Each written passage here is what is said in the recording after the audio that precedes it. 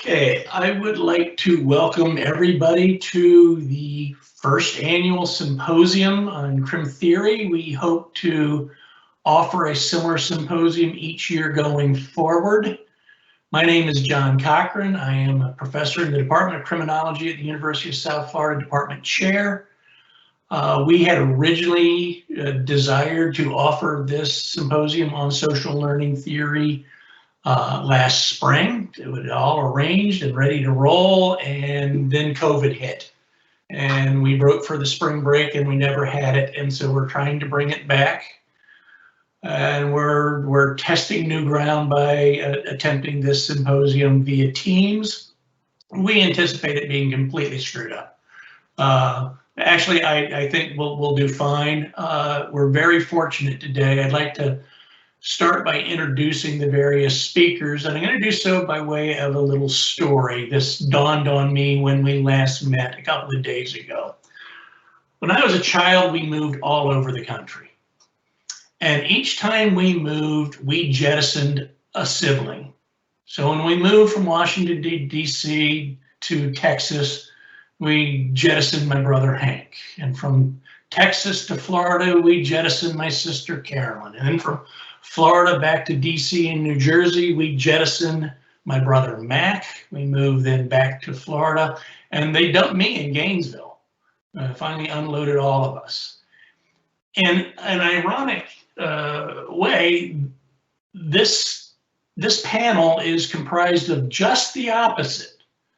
That our primary speaker, Dr. Ronald Akers, wherever he went, he'd pick a grad student with him and take them someplace else and drop them off there, and then pick up another and move them to here. So he took Marv with him from, I guess, Maryland and or Florida State to Iowa, and then he told Lon down from Iowa to Florida, and then had the good judgment to not take me anywhere, stay in Florida and dump my ass off wherever he could. It ended up being the American Siberia of Wichita, Kansas.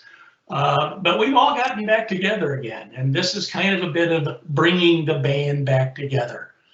So I'd like to start by introducing the primary speaker, Dr. Ronald Akers. Ron was mine and Chris's and Marv's and Lon's major professor at the various places we've been. We served as RAs on research projects with Dr. Akers. You know of him as kind of the father of criminology social learning theory. He's a past president of the ASC, past president of the Southern Sociological Society. He's an ASC fellow, and he is a Sutherland Award winner. The rest of us are none of the above. But you know, that's Ron. Next, we have Dr. Marv Cron. Marv has served as the chair and associate dean at the School of Criminal Justice at some place in New York, SUNY Albany, something like some low rent program that no one really cares about. He then managed to escape the frozen tundra of upstate New York and joined the faculty at the University of Florida, but knew not to come until Sellers and I had left. We have Dr. Lon Lanza-Caduce. Lon received his JD and a doctorate in sociology at the University of Iowa, was one of Dr. Akers' students there, joined the faculty at the University of Florida. When Ron joined the faculty, Ron brought Lon with him. Lon's been involved in a number of the studies that Ron has been involved with, testing social learning theory. We have Dr. Christine Sellers. Chris and I went to grad school together. Everybody thought when we were on the job market together that we came as bookends. They even asked us these questions. It was very uncomfortable, but nonetheless, we weren't. She went off one place and I went off another, and then she managed to come to the University of South Florida and brought me home from the American Siberia. I'd done my penance and was allowed back to join Decent Life. And then having had enough of me, she got the hell out of Tampa and is now the professor and chair of the Department of Criminal Justice, School of Criminal Justice Criminology at Texas State University. We then have George Burris. George received his degree from UMSL. He's not one of Akers' students. Why George didn't know not to play with this group, I don't know. It seems maybe to be proof of the contaminating effects of differential association. George is a great scholar. He's a great colleague. He is an associate professor and associate chair in the department. He teaches our high-end stat class, and so he's going to tell you, the audience, kind of how we ought to model social learning theory, because the rest of us can't. George is going to do that. And then there's me. I'm John Cochran. I am professor and chair in the Department of Criminology, and I will kind of MC this event, and I will have something to add when we talk about testing the theory. So with that, thank you for attending. Thank you for participating. We will have this event recorded, and we will save it on our website, as will some of the participants in their own departmental website, so you can see it again if you're so choosing. We originally designed this to be primarily for a graduate student audience, and I envisioned this as something that would help with a preparation for comprehensive exams. But also then to inspire students, colleagues, to join in with the testing of social learning theory. So hopefully this will help inspire you along those ways. With that, we want to start this by talking about the origins of the theory, how it has developed into Akers' social learning theory and into social learning social structure. So with that, I will turn it over to Ron Akers and Lanza Caduce to kick this off. Thank you. Okay, John, thanks. Before getting into that, I just want to say that my attitude from the early days, from my days in graduate school, was that how do you explain people's behavior? And that's always been the driving force in my education and in my professional life. And specifically, how do you explain the fact that a a minority, get involved in crime and deviance and other kinds of evil things? Most don't. Now, why is that? Why do some do and some don't? And then if you can figure that out, how do you use that to cut down on crime and the suffering and the injustice that comes with it? And that's always been my driving force. So the development of social learning theory, in my mind, was just pursuing that goal, was to say, can this be the best explanation? If so, how do you use it to do something about it? And that's why in my criminological textbook that Chris is a co-author on and Wes Jennings is a co-author on, there's on every chapter is a section on how do you apply these theories? What do they tell you to do? And how successful have they been? So that was kind of the back of my mind when I went to University of Washington out of graduate school. My degree's from the University of Kentucky. And in 1965, I know people were still living in 1965, I understand that. But I went to University of Washington, and that's where I met Bob Burgess. Bob and I had adjoining offices. We both had just come out of graduate school. Neither one of us had yet finished our dissertations. So we were acting assistant professors while we finished our dissertations. And my goal in those days was, in addition to what I just said, was I had probably more interest in the sociology of law than I did in criminology. And I was not that keyed in on developing theories. I had to teach a criminology course, so I had to know the theories, but I wasn't that keyed in on it. But I got talking to Bob Burgess, and Bob Burgess was a sociologist, but who was trained in operant conditioning. And he he always making the argument, well, you got to have operant principles to reform sociology. And so I asked him, I said, well, how would you do that? And he said, well, you're a criminologist. Sutherland had a learning theory. Why can't you do something with Sutherland's theory? I said, well, why not? So we started talking about that. And he led me down the path in terms of reading operant conditioners. I led him down the path in terms of reading criminologist. And so we started developing those ideas. And one day I was in the library.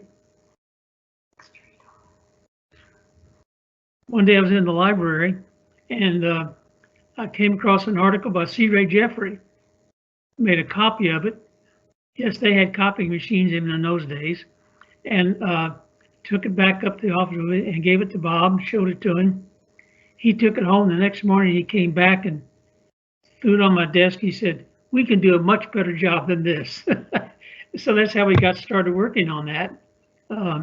Our problem with Jeffrey was that he didn't really try to reformulate Sutherland. He wanted to get rid of Sutherland, and we didn't want to. So that's when we started down the path of trying to put together Sutherland's principles with principles of operant conditioning. There were a lot of other people there that were very influential in doing that. One was Bill Chambliss, the late Bill Chambliss, wonderful guy, and he was very disdainful of what we were doing. He said, "This is stupid. You can't do this. You can't put those two kinds of theories together, and that theory is tautological anyhow." We got the same message from Clarence Schrag and others, and that just made us want to work on it more. We solved what we thought we solved the tautology problem, and then proceeded to revise it.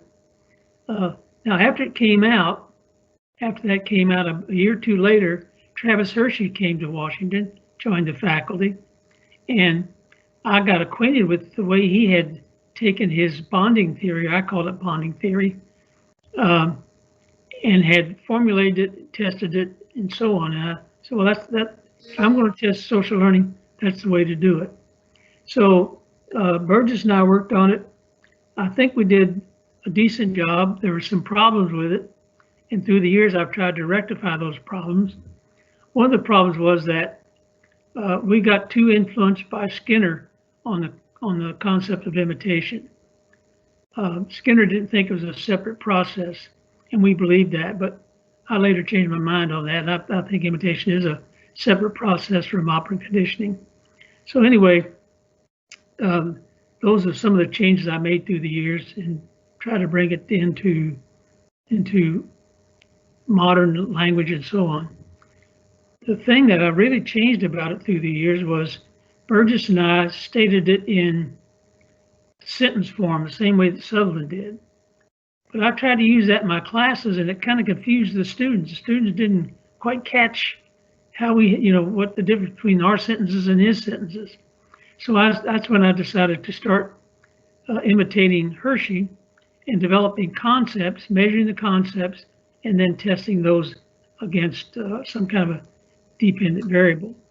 So I've stated a number of times, but in my social learning, social structure book, I stated what I thought was, I said, this is a concise statement. And I made the concise statement. And that to me is the kind of the final statement of the theory, but it includes all four of those concepts of differential association, differential reinforcement, imitation, and when Burgess and I were working on it, we didn't really clearly define those concepts, and that's what I was working on. Through the years, I've used those in testing, and in fact, the testing itself has helped refine those concepts. Lon, would you say that's true with the one at the Boys Town? Yes, I think that was one of the benefits, certainly for me at Boys Town, is I really learned social learning theory because of the experience of having to take the four constructs and try to help build instruments, both interview and survey instruments, to capture those so they could be measured. And I think that's one of the things that for me was most useful as a student. And my experience with the origins is a little different from Ron. And it's a little daunting to talk about origins since I wasn't in that room and with Burgess back there in Washington. Who knows what you were doing in that room as new assistant professors in terms of having fun with it. But clearly you produced an important document to me, and one that frankly was a game changer for me. And ironically, although I'd had you for Sociology of Law seminar, your first love at the time, I think, at one point in time, I did not learn did have my first exposure to social learning theory from Ron. I actually got it in Lawler's, who was a social psychologist at the University of Iowa, in his theory class. The Burgess and Akers article, rather than the statements confusing me, really kind of turned the light bulb on for me. And one of the things that I think is important is to think about how, at least for me, what that article did for me was actually provided a blueprint, almost a model that I could model. So I'm using model in different senses here to really connect a lot of dots, because I'd been exposed to social learning principles and constructs and experiences lifelong. And that's where I would start with the origin. As the only rat runner in the gang of four, and we hit Omaha and Boys Town, I had different exposures in different ways. And I probably was more Skinnerian, or at least had more direct Skinnerian exposure than did any of the others. Now, I was rejecting the black box and strict behaviorism of Skinner. But in some ways, what I kind of want to do a little bit is hopefully to tell the story to help students in particular understand how these theoretical constructs, how this framework that Ron put together, first with Burgess and then how he further developed, how that really works well to make sense out of a lot of disparate data points. A lot of dots can get connected. And what I want to do a little bit is kind of pick up on three of Sutherland's original statements of differential association. One, Ron has already alluded to: behavior is learned. Another is that the principal part of learning occurs within the intimate personal groups. And then the third has to do with those damned modalities, frequency, duration, priority, and intensity. And a lot of those I experienced very clearly in my Boys Town experience. What we had there was an extraordinary learning opportunity. But some of the prior exposures, I think, can also be important and maybe worth mentioning a little bit. And so what I want to do is start talking about that. Now, one of them is going to kind of illustrate the intimacy notion, because it was really my mom's applied learning theory of punishment with a reintegrative shaming twist. And some of you may or may not relate to these, but when my mom was talking, it was, "What are you doing?" or "What have you done now?" And the focus was clearly on my behavior. Who taught you to do that? You didn't learn that from me. Okay, we were introducing differential association all lifelong for me. You know that's wrong. So definitions and disapproval wrapped all into one very quickly. What were you thinking? And so the notion of soft behaviorism, of how to get beyond Skinner's black box and get into the mind and incorporate features of that into the learning process to help understand behavior, became very important. And then there was the final kind of reintegrative shaming twist. I love you, so I have to punish you. And certainly I got my punishment. Now, the exposures I got through childhood were all sorts of different ways that I was learning, and to teenage years, I was learning social learning theory without knowing I was learning it. And when Ron and Burgess were sitting there in Washington, and they were really hatching the scheme, and thankfully they did hatch the scheme. I was a teenager out in the farm, and I was pretty oblivious to everything except maybe girls, and there I was just clueless. But you know something, I was learning at the same time, because although I was a bumbling teenager, I certainly must have experienced differential reinforcement. Although a lot of my bumbling ended up with punishing kinds of consequences, enough of it kept going that I never stopped trying to date. And it taught me then also what I later would learn to be intermittent reinforcement contingencies. Those are the hardest to extinguish. I never did stop wanting to date. And those are the kinds of things that I think a lot of us have in our past and our backgrounds.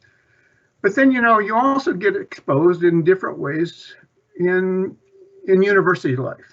And there were some important things that I got as an undergraduate, some of which are seemingly less direct, but it was clearly my undergraduate class where I got exposed to Sutherland's differential association theory, that emphasis on learning, on those modalities of association.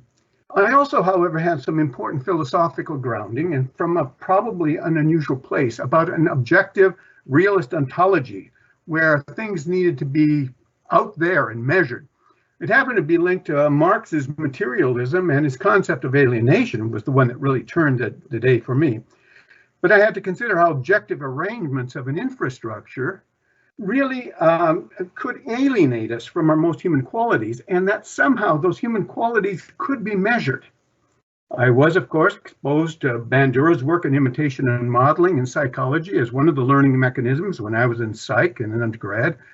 But most importantly, I was working in the psych labs. I was running rats. I recorded approach scores for snake phobias as they confronted a 6-foot-long black indigo snake. I cleaned data from a token economy from a mental hospital. But all of that had such a Skinnerian twist. Their operant conditioning was based on strict behaviorism. And it didn't address, the theories didn't address, or his theory didn't address, and the research didn't probe into that black box of a mind. And then in sociology, I was getting exposed to W.I. Thomas and his definition of the situation, forcing me to rethink and consider my constructivist approaches, or to rethink and consider actually constructivist approaches. And so that was the kind of way I left the university, mostly confused as an undergraduate. And after Rumspringa and over hitchhiking in Europe, I came back, got off the plane in New York, never got back to Iowa. I kind of had a love interest in New York at the time, and I anticipated a lot more reinforcement there than I would have gotten in Iowa. But I had to survive, and so I took a job as a house parent with emotionally disturbed kids in New York City. And several of the boys, it happened to be Jewish Child Care Association, several of the boys had problems that still reached back to the Holocaust. And some of those gave me very clear lessons that were so directly relevant to social learning theory. A case of Al was telling. Al's dad had been in the concentration camps. He was a very successful publisher, dressed well, strong person, confident, well-spoken, until the day he came to the door to visit his son, and we had head lice in the household. And this well-spoken, strong and very confident man diminished right in front of me. There was this cue about head lice that he had learned a different pattern of behavior. And that became revealing because we found out, or we would learn, that his son was actually in child care because he had learned at an early age that he could defy his dad's disciplinary efforts by just calling them Gestapo-like. And so we were learning definitions of the situation right then and there that had life-changing consequences. There was also the case of Richard. And he was a genius. I mean, this kid was just plain a genius. He could redefine any situation, justify anything he wanted to, and he could do it much faster than you could keep up with him in thinking, so you couldn't argue with him. He was a master of neutralization techniques. And one of the things, challenges I had as a house parent was to monitor his bathroom behaviors. He couldn't stay in there too long because if he did, his hand washing compulsion would lead to bleeding hands. And so even quirky behaviors were being learned and reinforced in ways. And I couldn't get at that unless I got into Skinner's black box. And so that's part of the background. And then I went to law school, and law school had a different kind of behaviorism, but there were some parallels and important things. When we start talking about law, we dealt with behaviors, and we dealt with social reaction to those behaviors. And we had to deal with the black box because for criminal law, there had to be the imputation of a mens rea. And you don't observe that directly. And so it also provided some lessons. And that's when I was also in a joint program and I took Lawler's theory class and stumbled on to the assigned Burgess and Akers reading. And all the pieces started to come together. Fortunately for me, Ron, and probably for any clients I would have had, Ron called one spring as I was getting ready to graduate from law school, and he saved me and any clients from my practicing on them with law. And off to Boys Town we went. And I think there's some things that are interesting about that. First of all, Ron had some sort of sense, given the dubious quality of the Gang of Four. As I recall the first meeting, the last one in the spring, and the first one that set our ways to go to Boys Town to really dig into learning theory, what we had is myself and Marcia as the two graduate students. Now, Marcia just would come in the room bouncing in with a ball of energy and sucking the air out of the room. As I recall, wearing two different leggings and just kind of changed the atmosphere. To hear Marcia say it, I was this disheveled hippie type, disgruntled law student, sitting with my feet on Ron's big old conference table. Marv was over there, and Marv was his usual quiet self, analyzing everything and not seemed to be disturbed by anything. And Ron was just excited about going to Boys Town. He overlooked that team, took us to Boys Town, and that's where we really immersed ourselves in differential association and social learning theory. And one of the things that I recall, and one of the fortunate things, is the way that he modeled behavior of professionalism, so that we learned from watching him. He reinforced it. And so when we were talking about differential association, it was both the normative and the interactional associations that made Boys Town very different. We lived, it was applied social learning theory.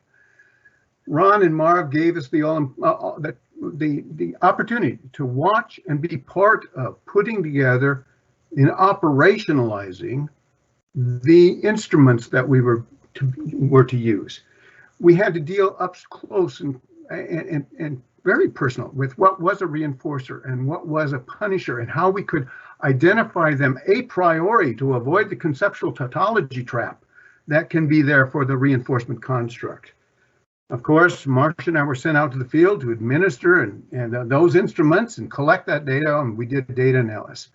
But this is where I really learned the theory and saw its intricacies. And I would encourage any student out there to try to operationalize these constructs, and you'll understand the theory better. For me, Boys Town was an immersion into the frequency modality. We ate, drank, and slept social learning theory. The exposure was intense, so the intensity element was there. And its duration has really carried over many years now after Boys Town. And I'm still being exposed to definitions favorable to social learning, to wit, this very event. Perhaps most striking was living the Sutherland Principle that the most important part of learning occurs in intimate personal groups. The Gang of Four liked each other a great deal. The Gang of Four were all very different in very important ways. But it also, there was respect, and what was important is that we could be smart or stupid, learned or naive, as long as we were contributing and making some sort of effort, we were part of the fold. And it really helped for me to understand, and I would encourage people to try to find learning groups, research groups, where you can have the kinds of principles of differential association and social learning come into play. I'm going to close quickly now, because I'm sure we're running out of time, with what I call a bill of particulars to make the case about the origins of the theory. And I think what's important is to recognize its adoption of a behaviorist approach premised on an objective ontology where behaviors are observed and measured. I think it's important that there is this insistence that behavior is learned, both conforming and non-conforming. There isn't a separate theory for deviant or criminal behavior.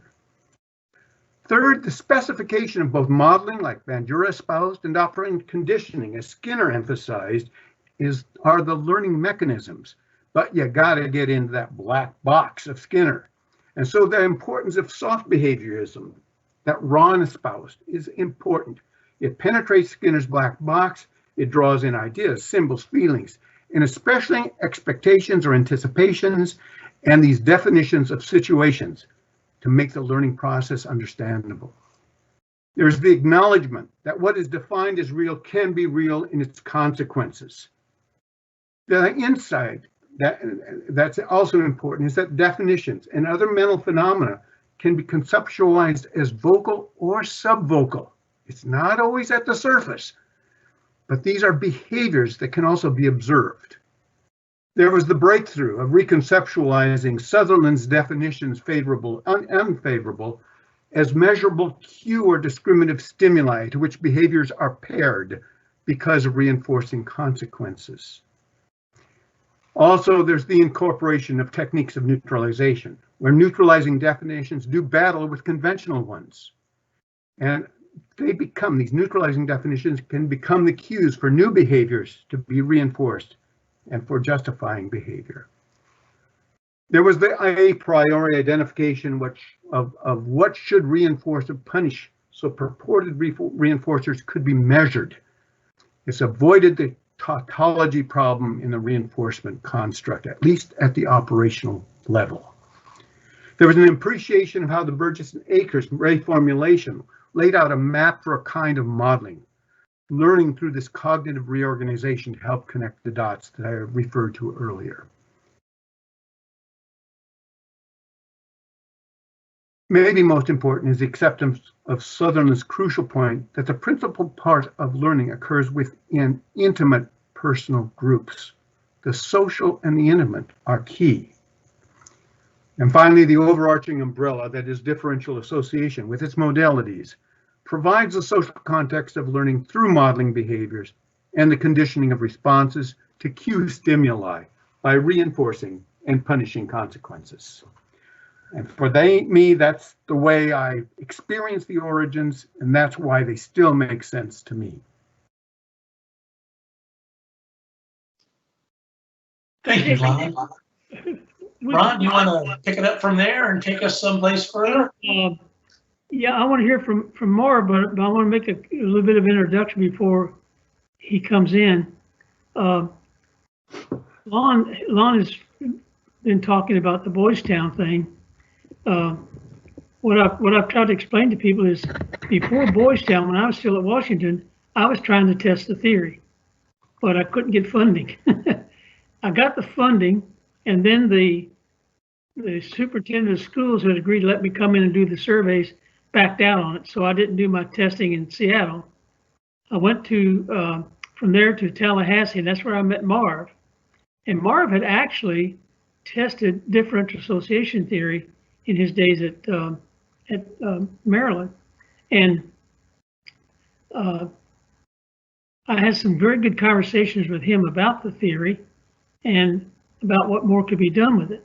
But also present on the faculty in Tallahassee at Florida State was C. Ray Jeffrey. Now, C. Ray Jeffrey, I thought, man, this is going to be great. You know, he's interested in this, and I am too. But C. Ray Jeffrey was extremely hostile to me. He didn't like what I did. he didn't like what I said about his article. So he was never really very helpful to me. But Marv and other people there were. And then when I went to Iowa, that's when this opportunity at Boys Town opened up. Ron Feldman, who was head of the Center for Studies of Youth Development at Boys Town, called me and invited me to come onto their staff as a senior fellow. I declined that, but he said, well, would you like to come just for visiting? I said, okay. I wrote up 2 proposals, one of them in collaboration with Lon. One was to test this social learning theory. The other was to do a study in the sociology of law. In those days, we called it the knowledge and opinion of the law. And so both of those were written up and both approved. So at that time, when I got to Iowa, Marv was at Western Michigan. Marv, can you hear me? Yes, Western Illinois. I'm sorry, Western Illinois. And we had an opening come up at Iowa. And so I said, Marv, you ought to apply for that. I think you'll get it. And he did. And so when I got this opportunity from Boys Town, they told me, said, well, you've got enough of a budget, you can bring a couple of graduate assistants and also a research associate. And so I invited Marv to be the research associate and got Lon and Marcia to be the graduate students there. And I met them through my seminars. They were, in my mind, the 2 brightest students in the whole department. And I said, if I'm going to take somebody with me, I'm going to take the best. And I think they were the best. So what happened at Boys Town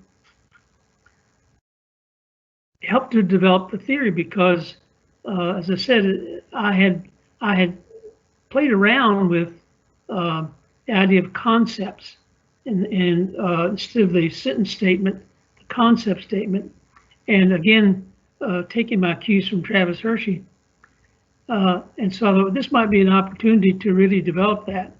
And what we found was, in effort to measure those concepts, differential association, reinforcement, definitions, and imitation, the very act of trying to operationalize them helped us to formulate better what the concepts really meant. And how would you do that? So I think that's where the whole idea of these 4 major concepts, along with others, but the 4 main concepts, I think that's where it really gelled for me.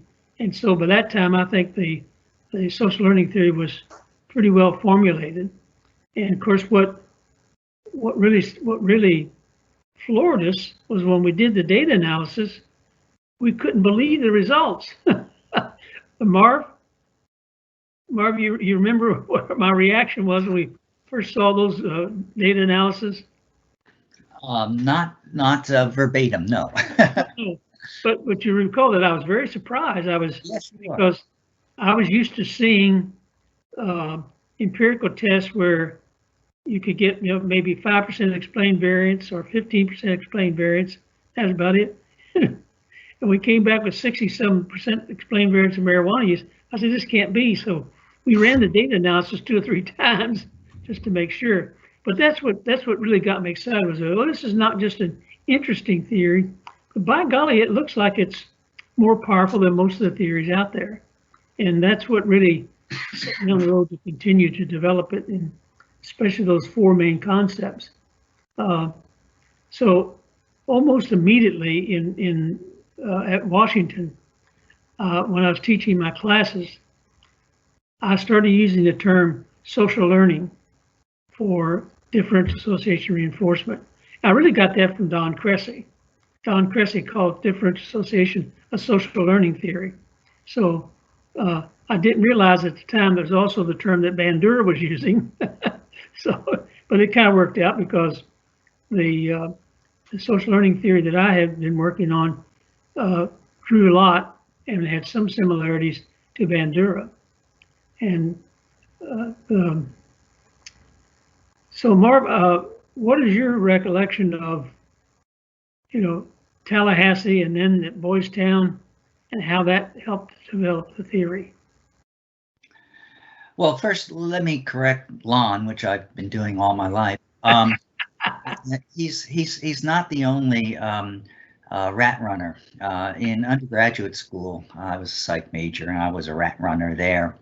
And when I went to the University of Maryland in the sociology department, I was well schooled in behaviorism, essentially.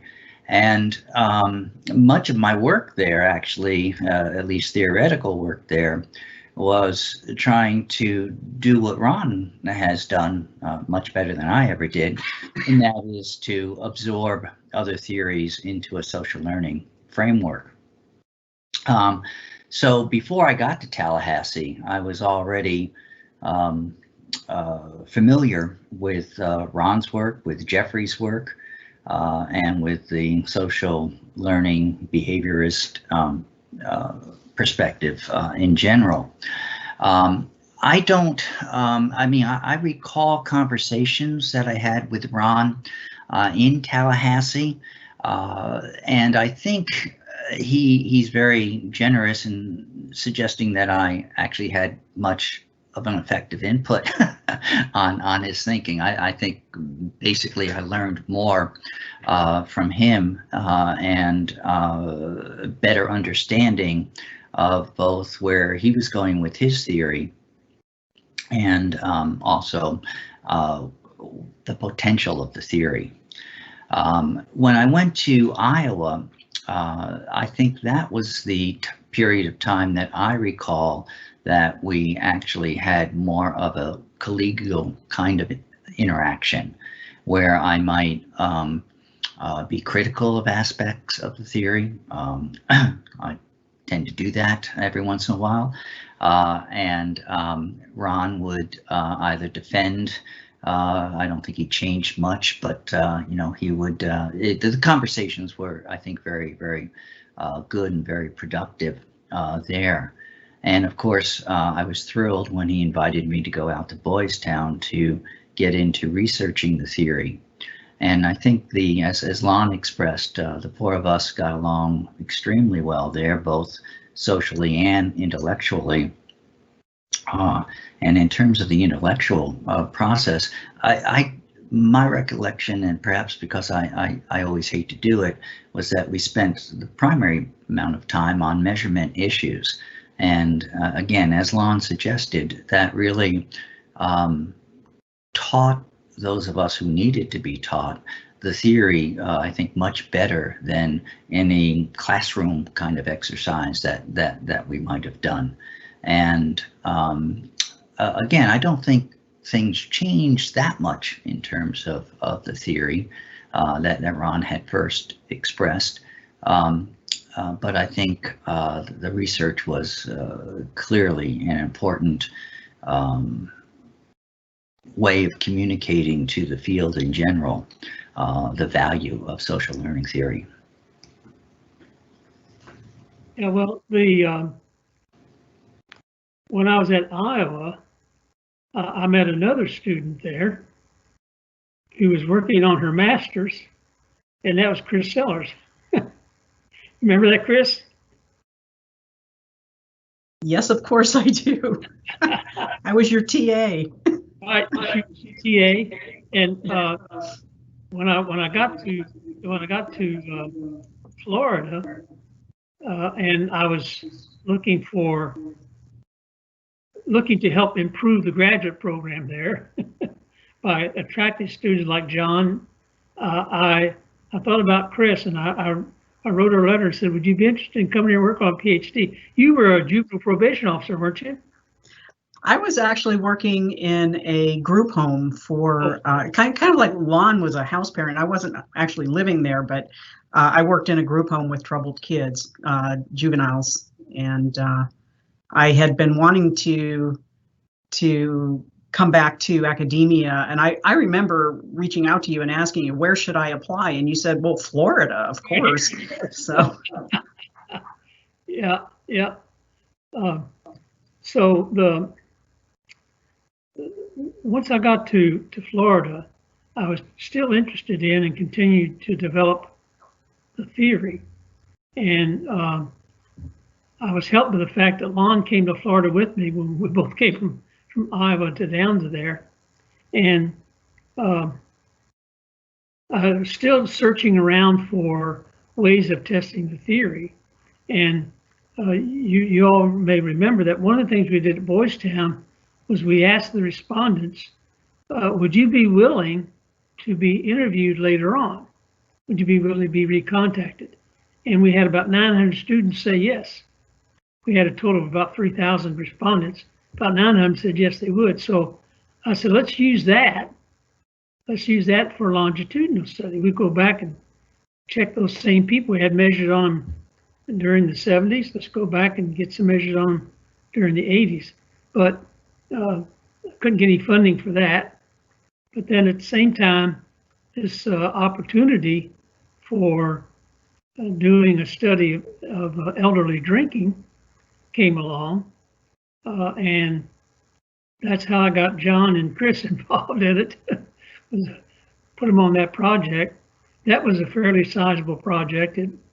It was in some ways bigger than Boys Town in terms of size, and certainly in terms of money, but the goal was still the same.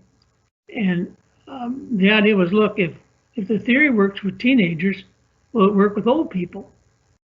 And the idea was, well, what kind of behavior do you measure among old people that would be problematic? Well, about that time, the United States government got all concerned about what they call late onset of alcoholism. They were worried about elderly people becoming drunks. And so they set up this money for setting up centers for study of elderly drinking. And one of the guys in the medical school applied for that, and they said, well, if you put together a whole group of research projects, we might fund you. So that's when they contacted people in psychology and sociology and some of the social sciences to see if we could put together something to help that center. And we did. That's when we designed the study on elderly drinking with Gordon Stribe and Tony LaGreca. Now, neither one of those guys knew anything at all about social learning theory, but they both were gerontologists, so they knew a lot about where to find old people and how to interview them and so on. And what I was encouraged by was that I didn't have to change the concepts very much at all to apply it to the elderly people. And the theory still worked very well with them. The main difference was that in the juvenile samples, the strongest variable was differential association. Among the elderly, the strongest variable was differential reinforcement. But other than that, everything else was about the same. The levels of explained variance were pretty high among the elderly. It was lower among problem drinkers, but that's always going to be the case. So that also helped me to continue to work on the theory and develop it. And again, just testing it. And the other thing I learned from that was getting into statistical modeling, which we'll hear from George later on. But I learned a lot about how do you put together a complex mathematical or statistical model, testing all those different variables. And after that, I got into doing other things. Lon and I did some stuff in sociology of law. But the thing that I did at Iowa before I left was got together with a guy in the medical school to propose this study of teenage smoking. And again,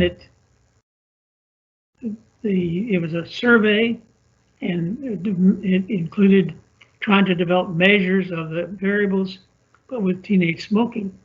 Now,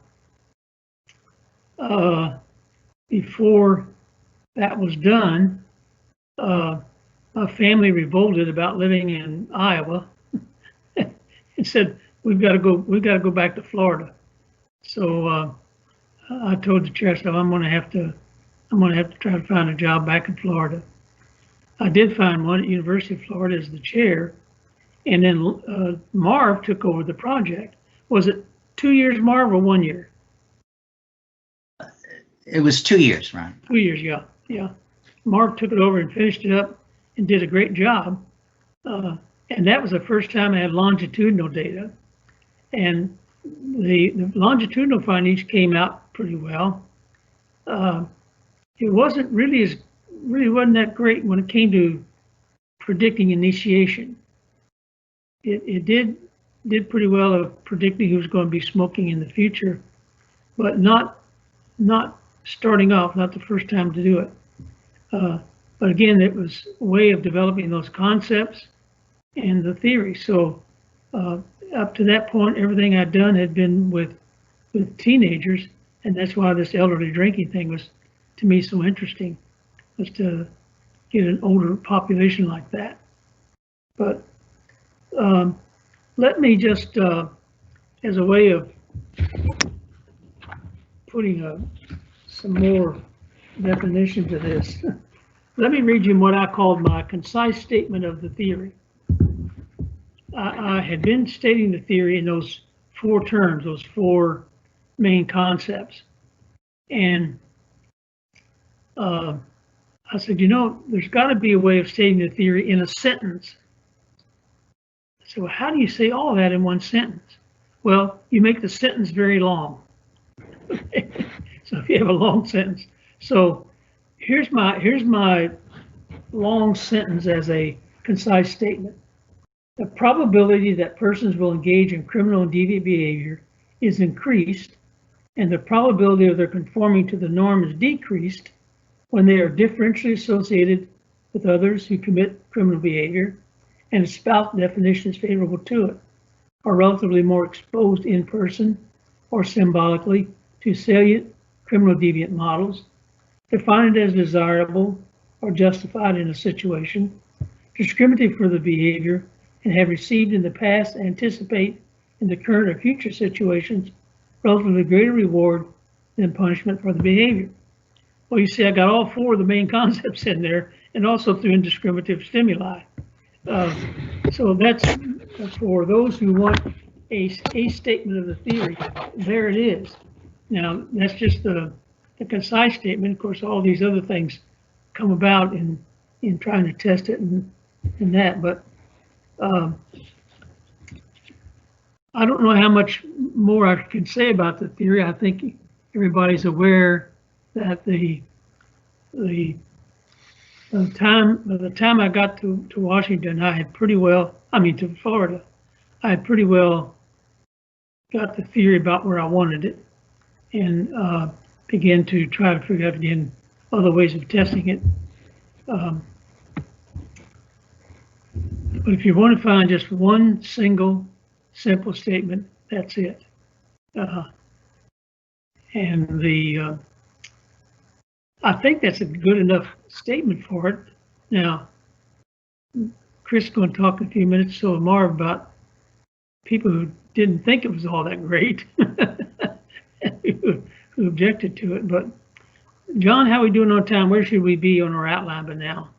I think we're fine. I want to make 2 points, and then we'll turn it over to Marv and Chris to talk about limitations. The first point, recall please that I said that the intended audience was the grad students, and we're getting there. This is it. It's on point for me. I'm happy about that. The grad students will recall that when we originally were going to do this last March, I sent out a reading list. The reading list will cover all these different projects that you've heard Ron and Lon and Marv and Chris all talk about. So you'll be exposed to those, as well as some other stuff. And this reading list will, I think, make a pretty good foundational reading list for comp prep. So I'll get that out to you probably next week early as I come up for air again. The other is Cassie asked me to please make sure about Q&A time. There will be a time for the audience to ask questions. We ask that you introduce those questions through the chat. Cassie will be reading those questions. We'll take them at the end. Please specify, if you would, to whom you'd like to address your question. And if you're one of those people you want everybody to answer, then Ron, that's going to fall to you.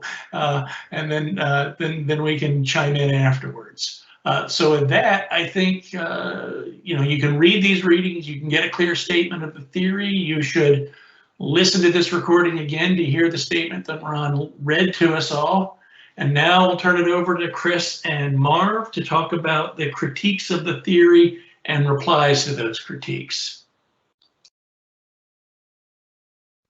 Okay, so yeah, social learning theory has been criticized.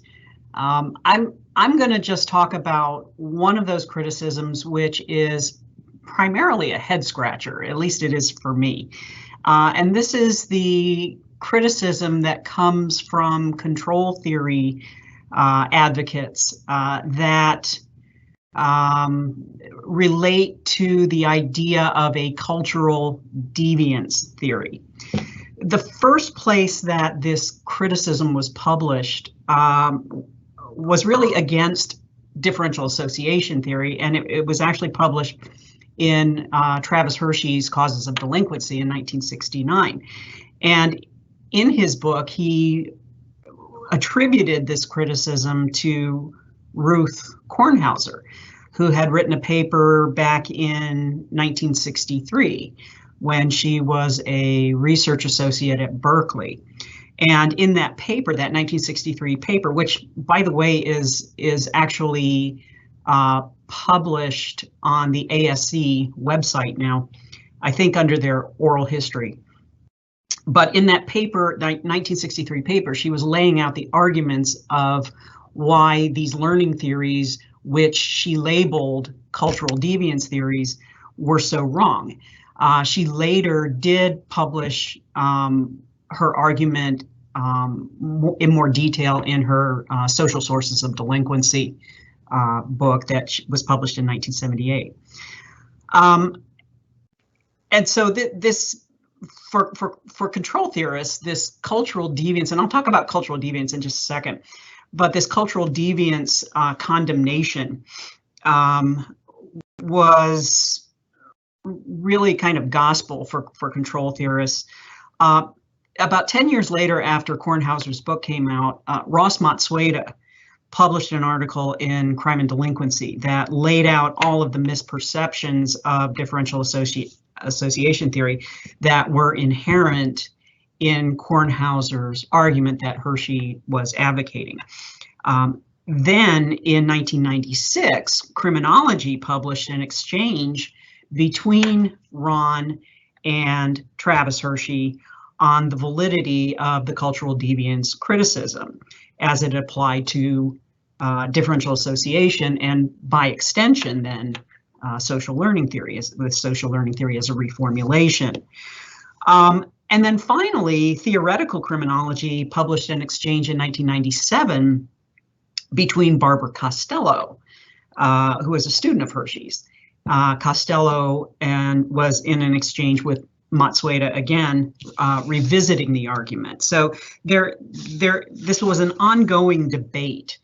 Now, I can sum up the debate in really a very few words. The primary criticism was that differential association theory and by extension then social learning theory are cultural deviance theories, and cultural deviance theories are inherently flawed.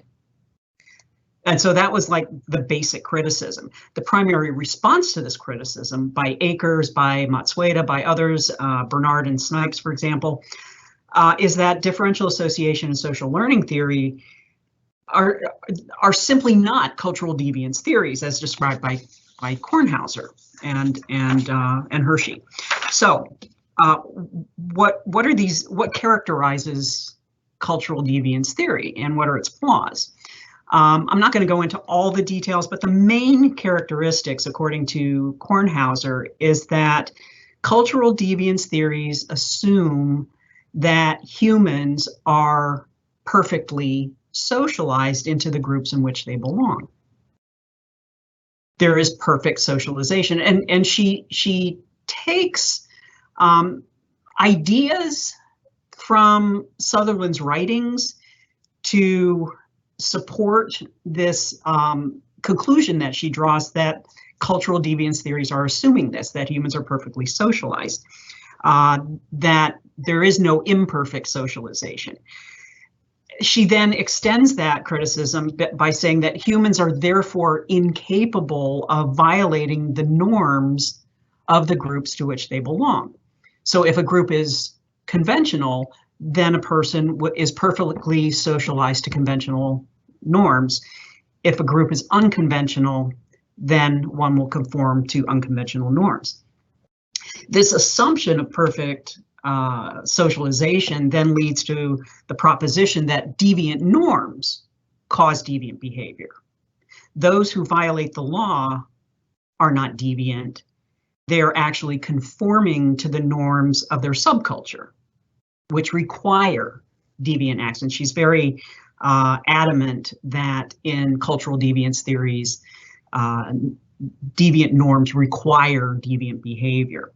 So her conclusion there is that what cultural deviance theories are saying is that only subcultures can be deviant, not people, because people are simply conforming to the subculture.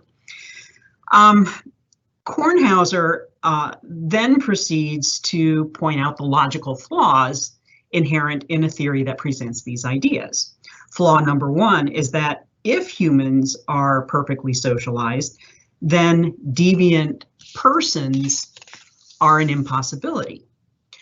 Hershey takes up this idea. He notes that where strain theory assumes humans are moral and control theory assumes that humans are amoral, he says that cultural deviance theories assume that humans are hyper-moral.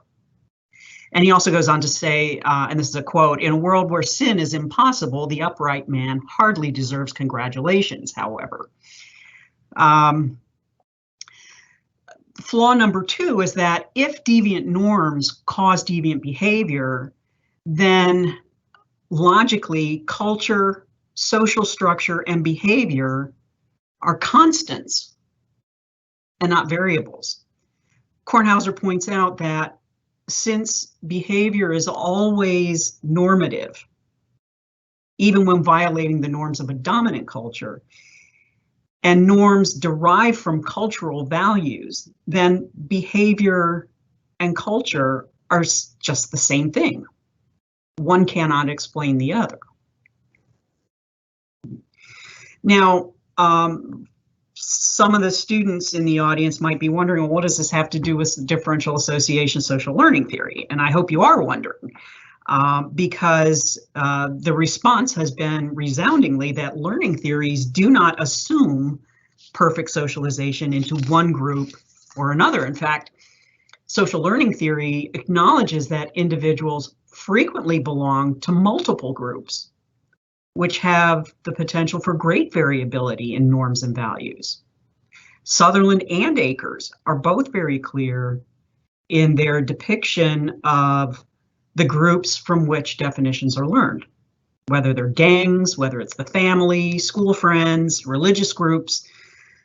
These groups may have very different ideas of acceptable and unacceptable behavior. And so a gang member may be exposed to definitions within their gang, but they're also members of a family, and they might even be members of a church community through their family. And so they're exposed to a huge variety of different definitions. There isn't just one group that they belong to. So the cultural deviance critics, like Kornhauser and Hershey, are mistaken in their view because they seem to seize on this idea that one belongs either to the dominant culture or to the deviant subculture. But in fact, most individuals are juggling mixed messages about normative expectations because they belong to multiple groups. So even members of a gang don't march completely in lockstep with one another, because aside from their associations with one another, each gang member is going to differ a great deal in the associations they may have with other people outside their group, outside their gang. So it would be impossible to be perfectly socialized into multiple groups that have very different norms and values. So learning theories do not assume perfect socialization. Learning theories also do not rest solely upon the idea that norms require deviance as the causal mechanism.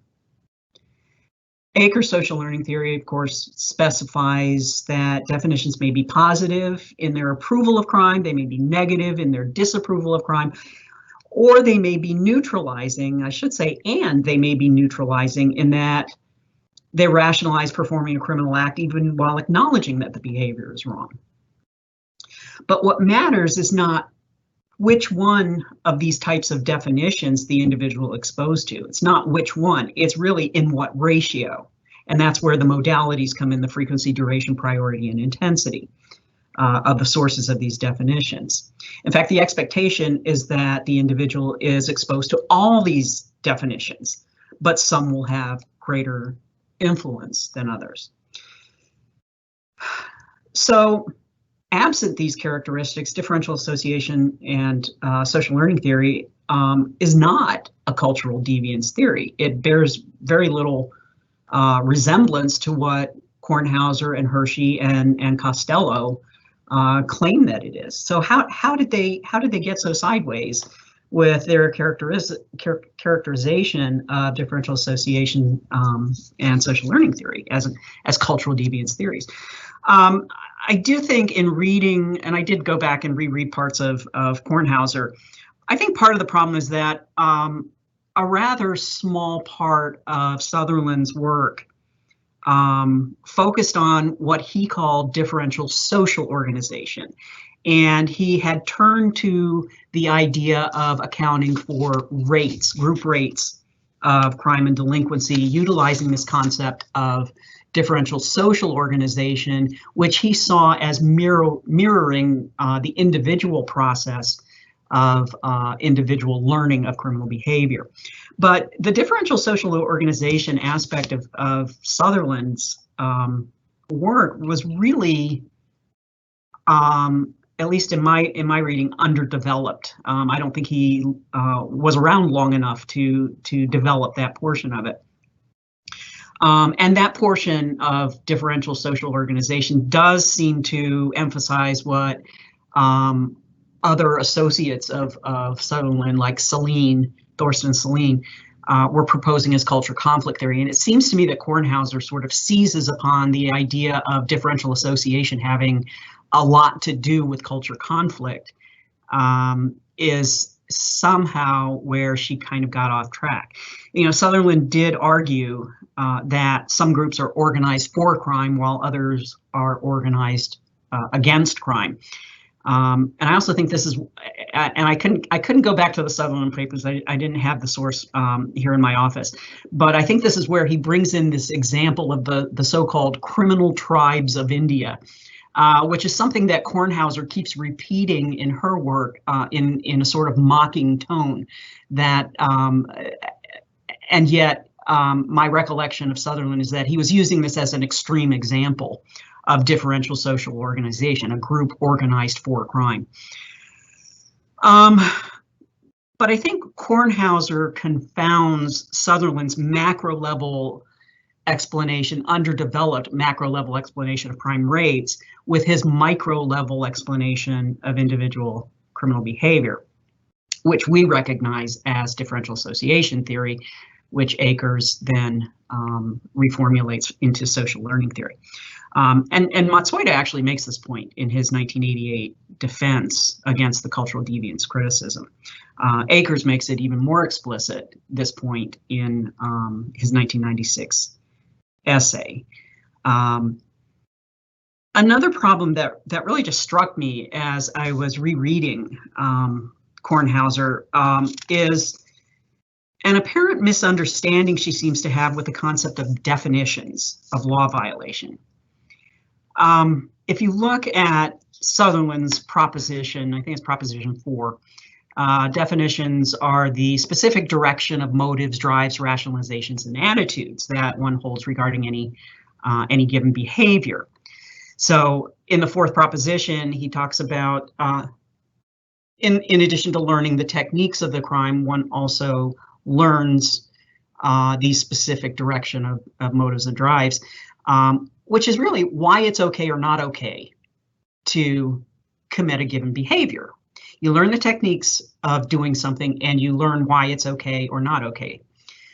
So these are the favorable or unfavorable definitions of law violation. And Sutherland states that these definitions are almost always mixed. But as I read Kornhauser again, she frequently attributes to differential association theory that crime is caused by cultural differences in what actions or behaviors get defined as crime. And it kind of jumped out at me because this is the kind of argument that when I'm teaching theory, I teach it when I get to conflict theory. And Akers actually brings this out in his 1996 essay as well, that this is more reminiscent of Vold's conflict theory, this idea, and you know, there are others in radical criminology. Mike Lynch comes to mind, that talk about this necessity of looking at what gets defined as crime. And I kind of get the impression that one of the ways that Kornhauser gets off track is this misapprehension of what Sutherland was actually meaning when he was talking about definitions. She seems to be focused on what counts as crime as opposed to how one evaluates the okayness of a crime, just to use rough language there.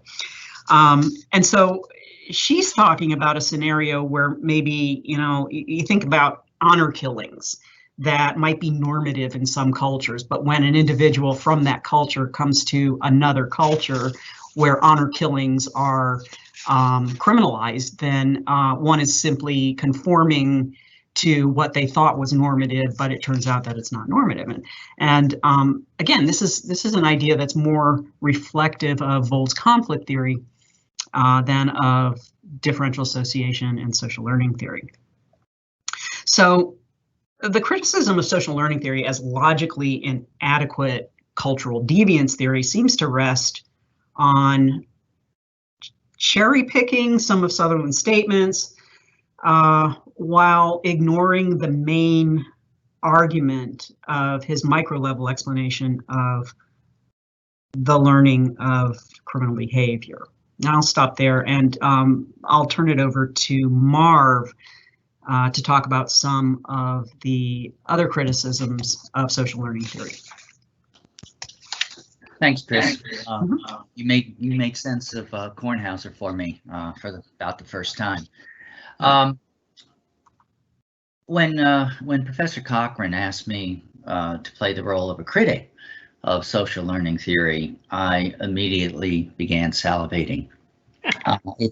It's always thrilling to be able to critique one who you've learned so much from. And Ron certainly is receptive of those kinds of critiques.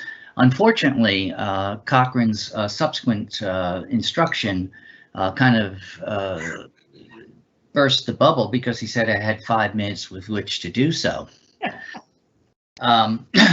Well, based on that, Chris and I had decided that we would each choose one and only one critique that has been posed concerning the theory.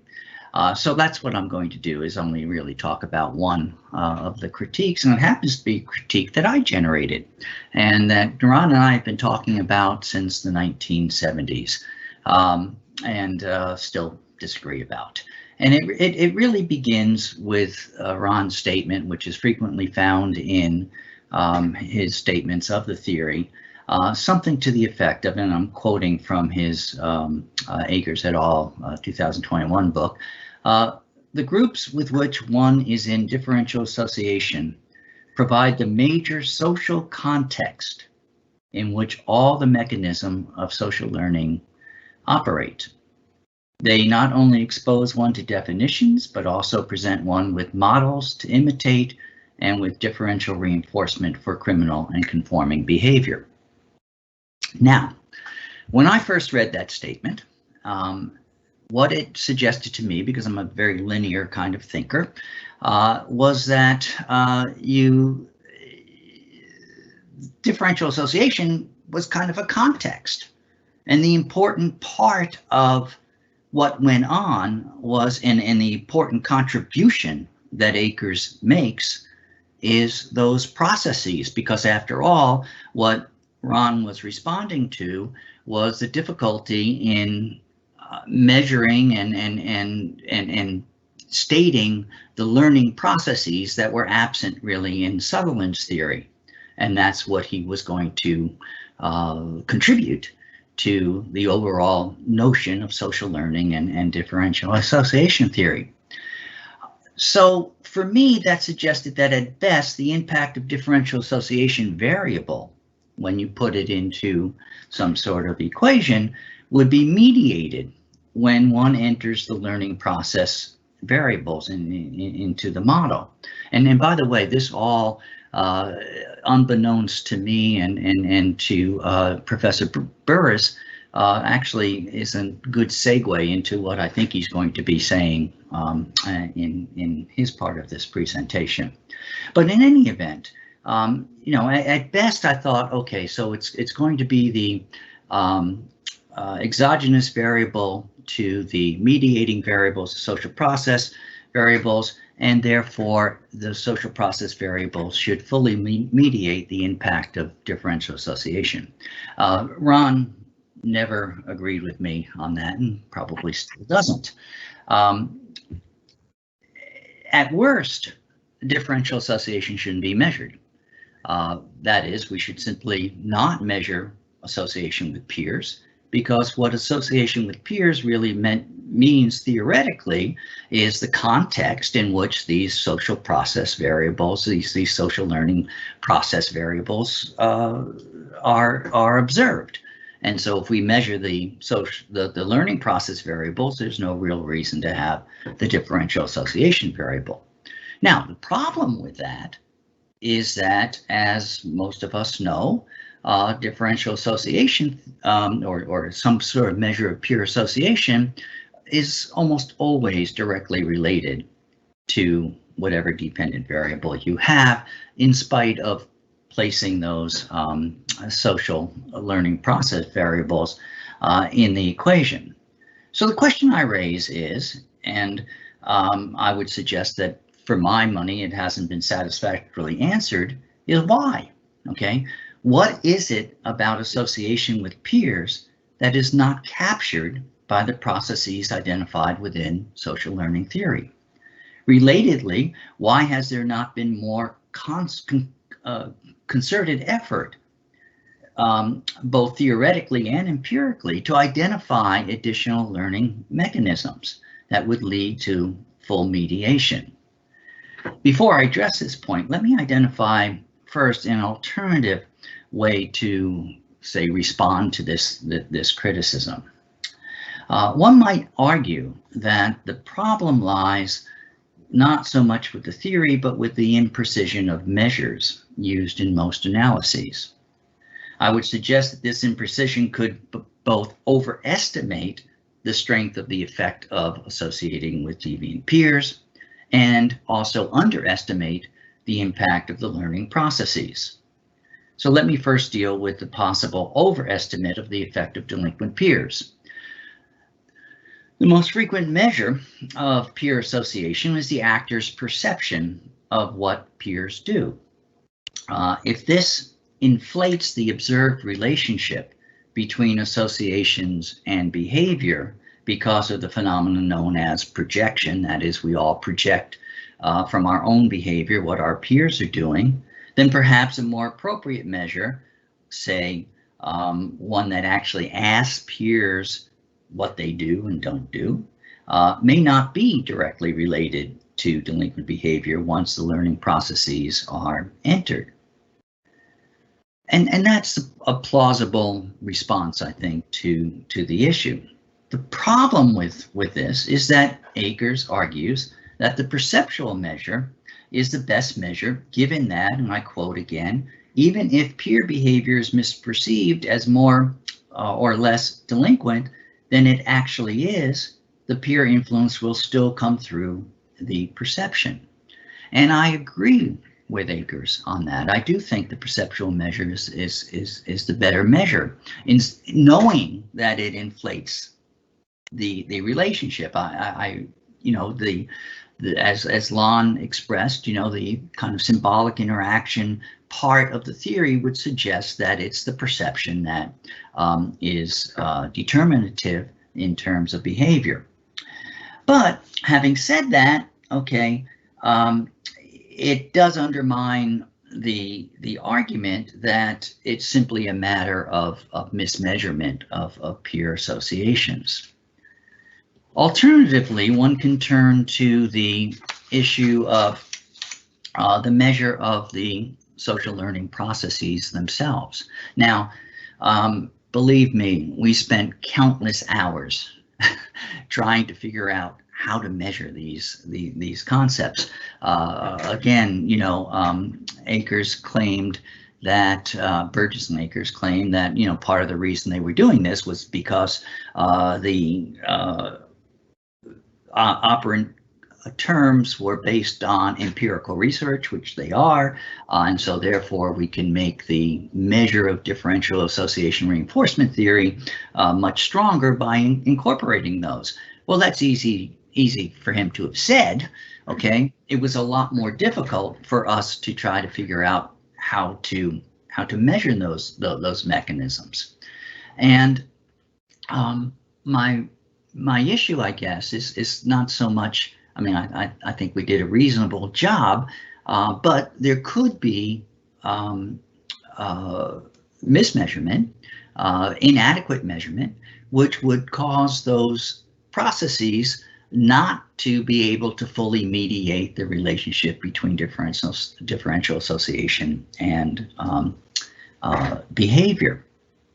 The problem that I see with the direction of research in social learning theory is that I don't think much work has been done in terms of improving those measures. When I take a look at subsequent measures, what I basically see are derivations of what we did back in the 1970s. And there hasn't really been that much development. Typically measures take part of what we did. They might make them more congruent with the kind of behavior that is being measured, or something of that nature. But basically the general strategy, I think, is consistent with what we did in the 1970s. So yes, it very well could simply be a problem of not measuring those social learning processes adequately.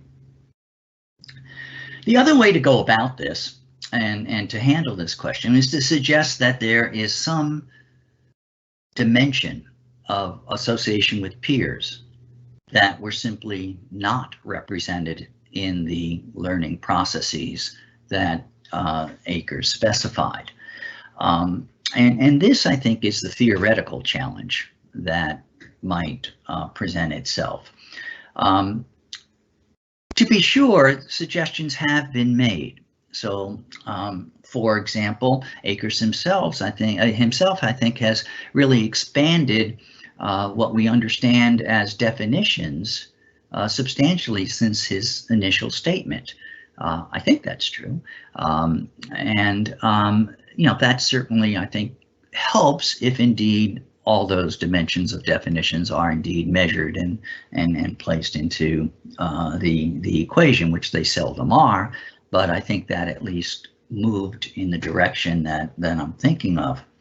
I don't think they've been, well, they haven't. In most statements of the theory that we see, they're not really intricately incorporated in a propositional way in the theory, although I think there are places that Ron has done that, but they're not oftentimes reprinted as such.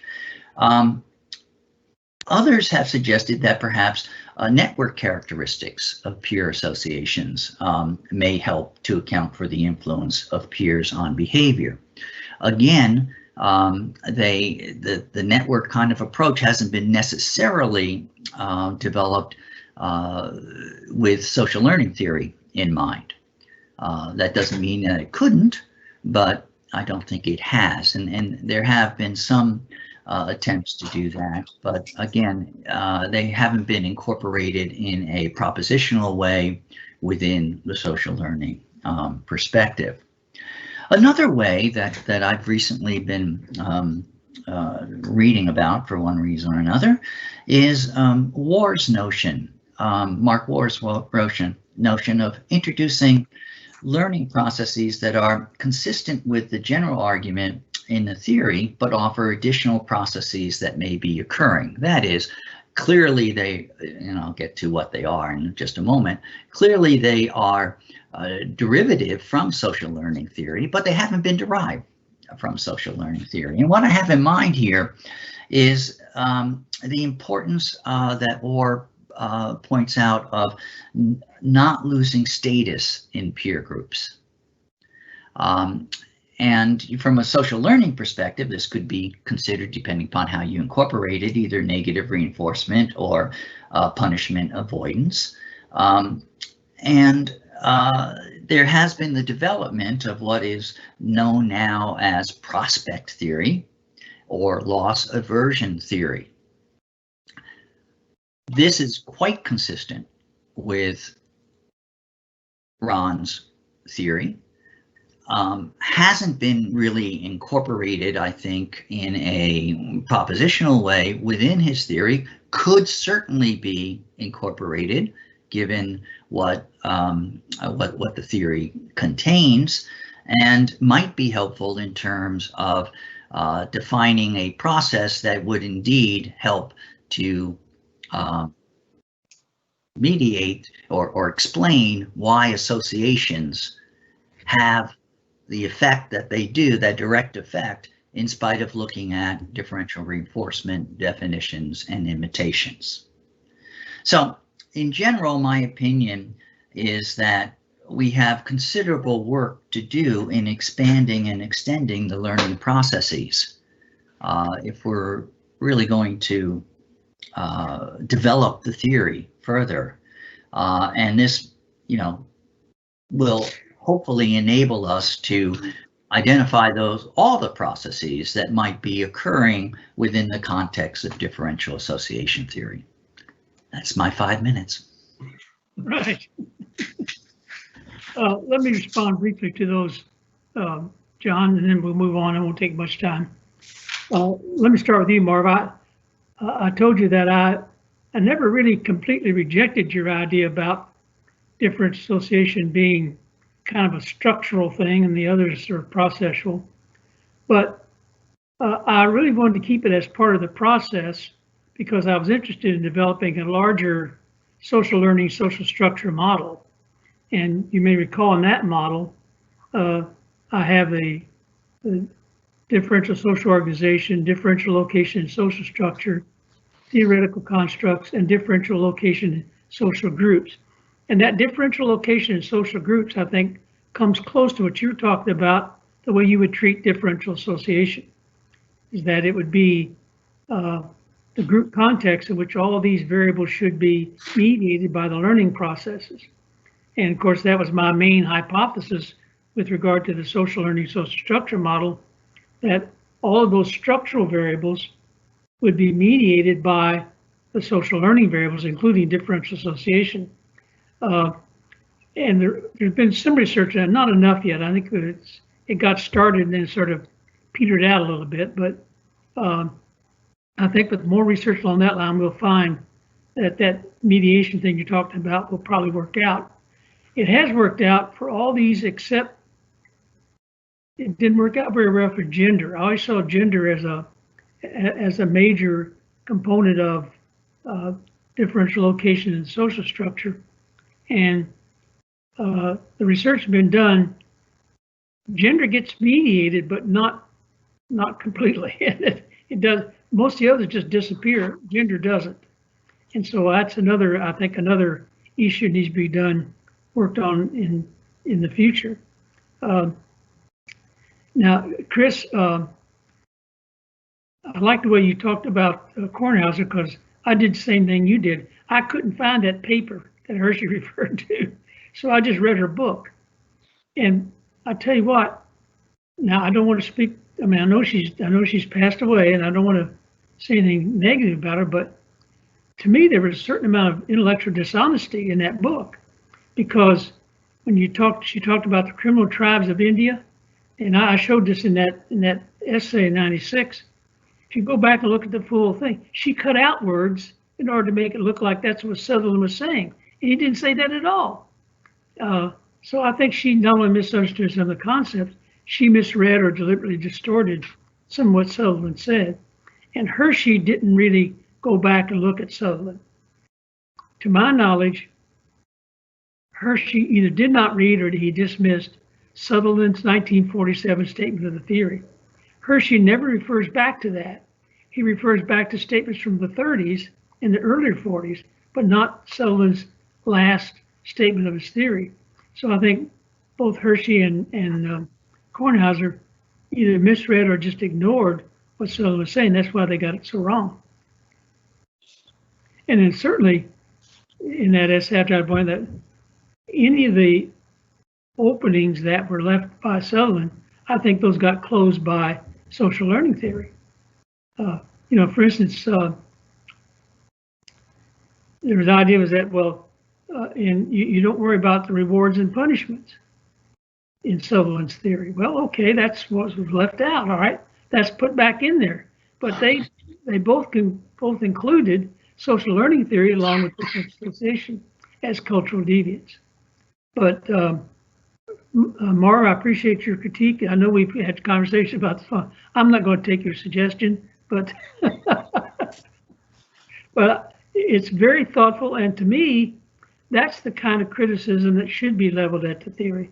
The kind that's been leveled at it in the literature has all been off kilter and wrong. The kind of critique that Marv is making is thoughtful. He knows the theory, and he's talking about ways in which there's some flaws there that could be closed up. So that's the kind of critique I like. I don't care for that. And there have been a whole bunch of others, you know. And unfortunately, that threefold division of cultural deviance, strain, and control theory that was pushed by Travis became the mantra that everybody started using. And it left out so much of what's in the theories. But I don't know that the social learning, social structure model solves those problems. I never did get it fully formulated. I sometimes loathe to call it a theory. I sometimes just call it a model because I don't know what that really is.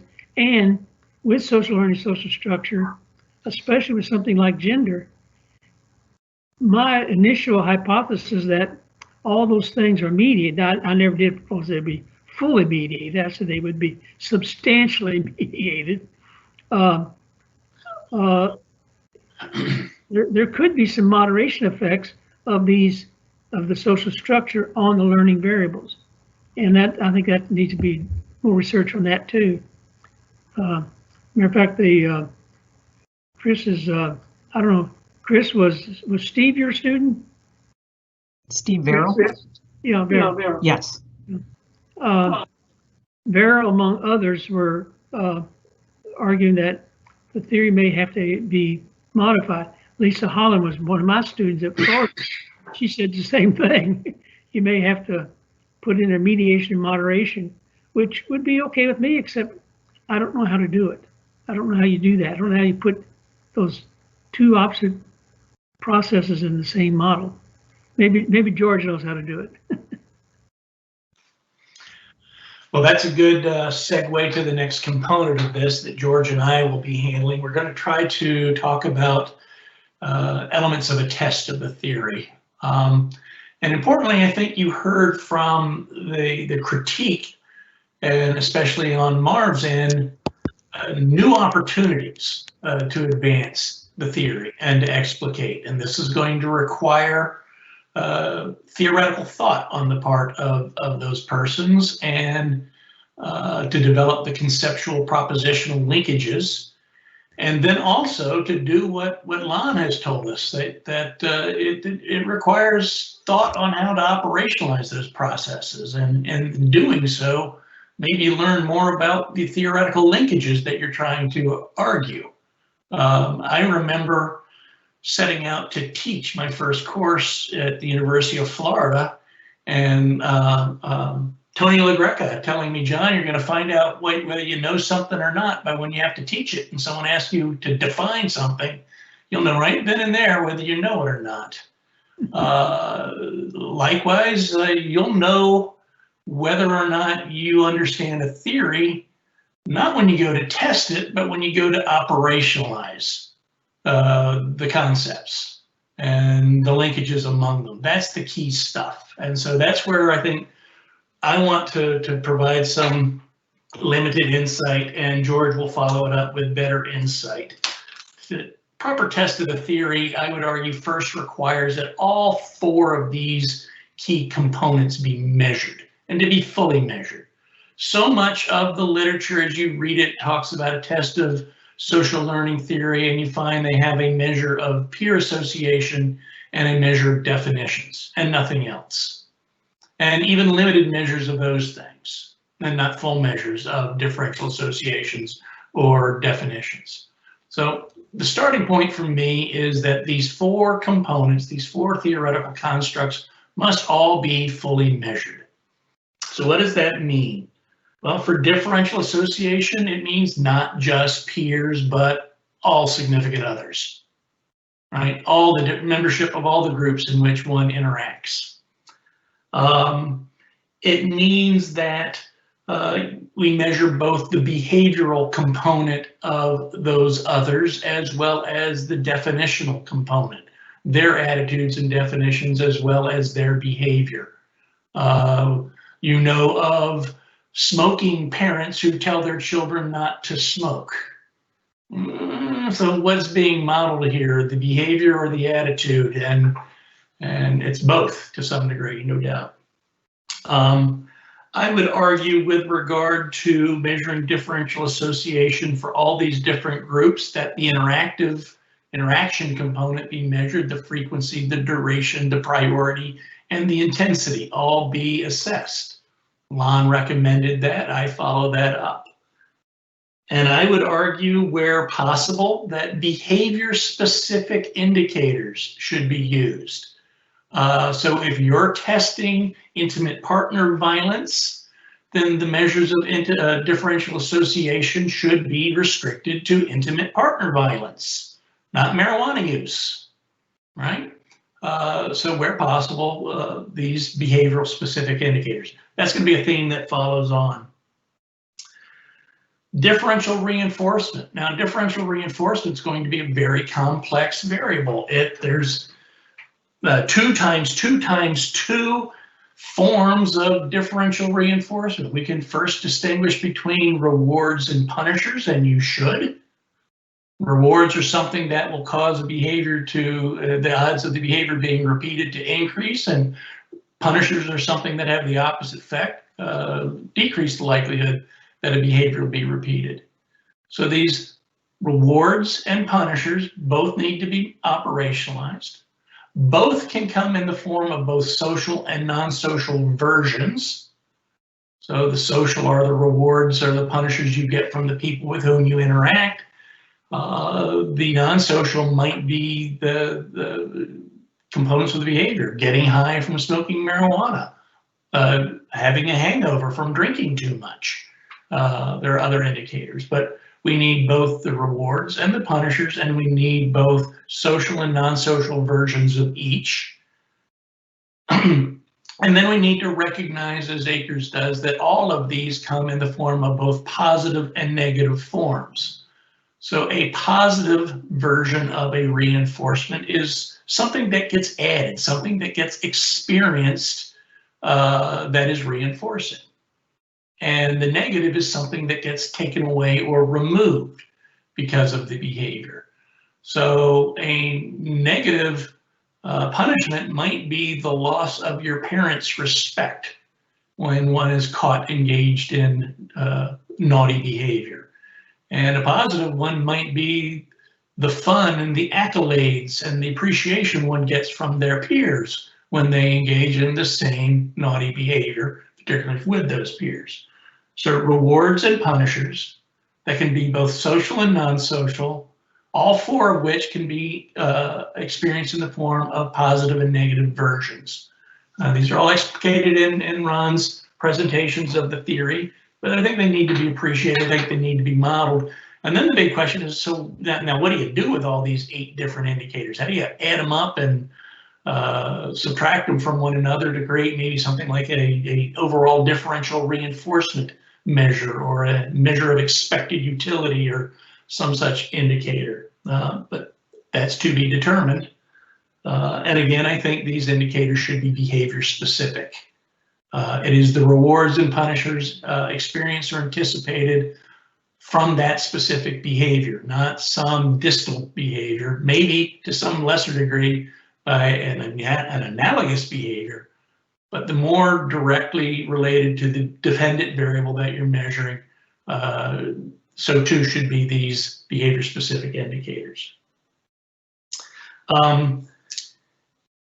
Imitation, again, should be inclusive of all the various types of role models. And now in the virtual world, we have virtual role models. When the 1979 test of the Boys Town data rolled out, Akers and the gang of 4 knew that there were other role models in young people's lives presented through television and movies. And then in my generation, we had music videos, right? And so MTV became another source. And now the virtual world provides us with memes, etc., a whole litany of potential role models that we don't interact with, we don't know, but are nonetheless influenced by.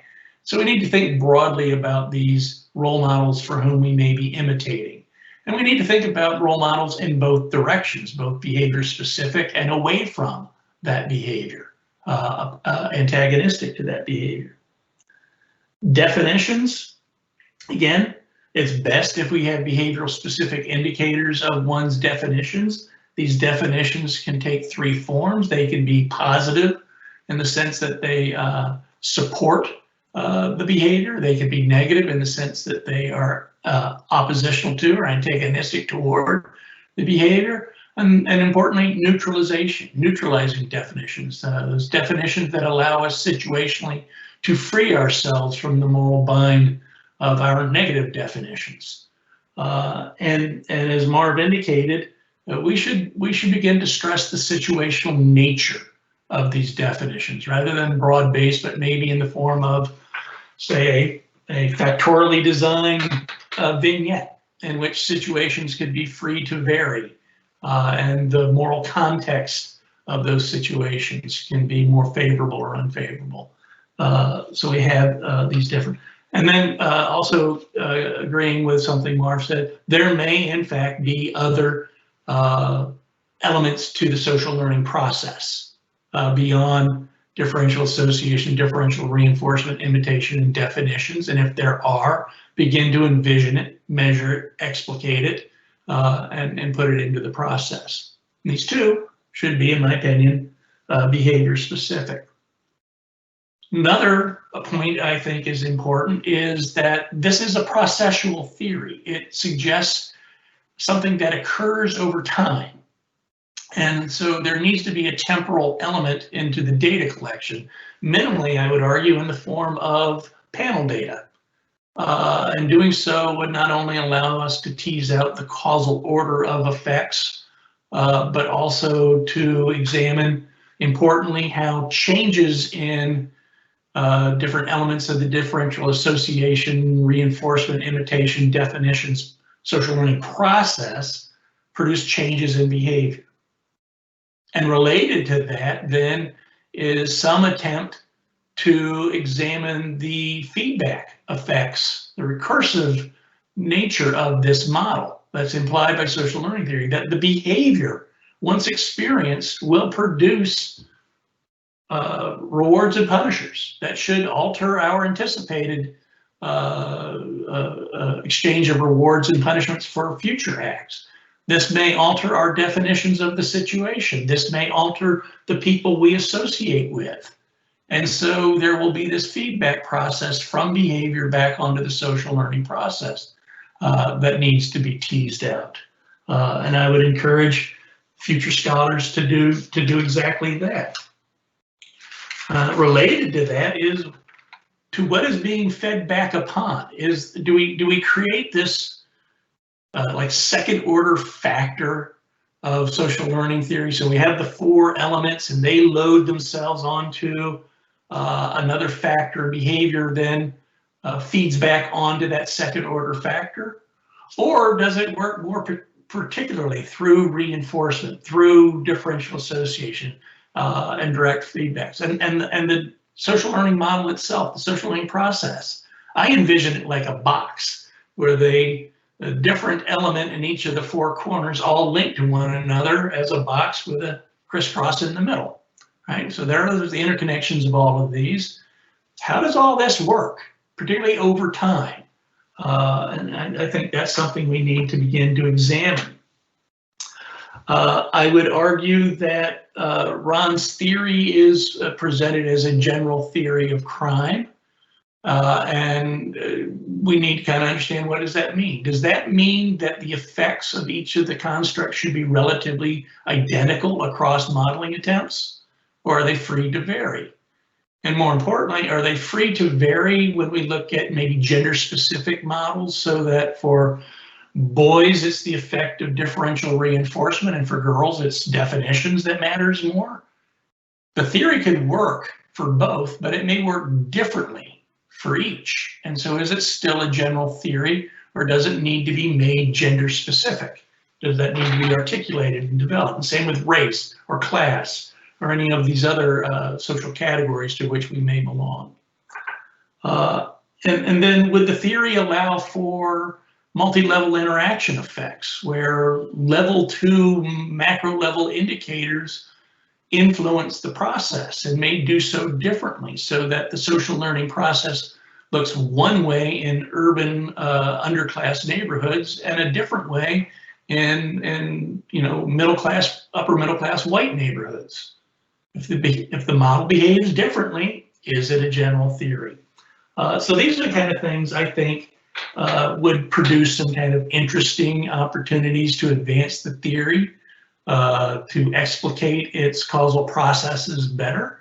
But I think these are minimal components that attempts to measure and operationalize the theory should go.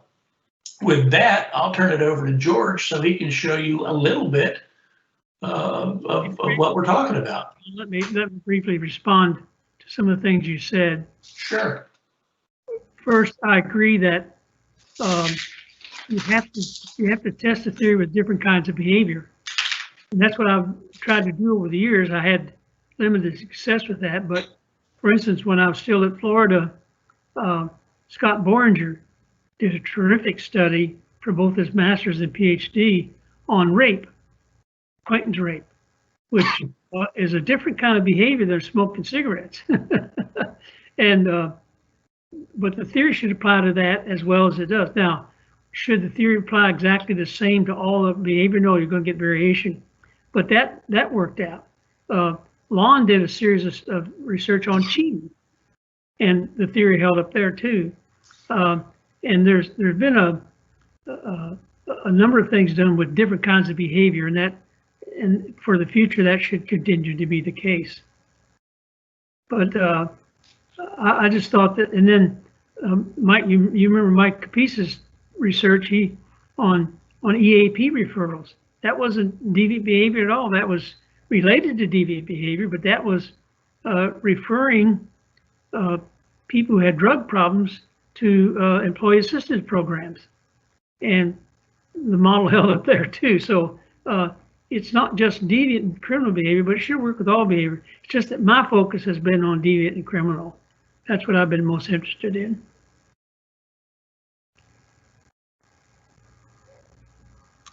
Thank you, Ron. George, you ready? Yeah, I'm ready. So I'm going to talk about structural equation modeling that's been used to test social learning theory. John wanted this to be kind of a conversational symposium. Unfortunately, you can't really have a informal confab about something like structural equation modeling. So my presentation is going to be a little bit formal, but I think it'll kind of highlight some of the things we've been talking about. I've only got 5 minutes, so this will be pretty brief, but I want to show how structural equation modeling can be applied to a general theory like social learning. And the examples I'm going to show here are based on my research in cybercrime, but I simulated some of the results just for instructive purposes. Okay, here we go. Oops.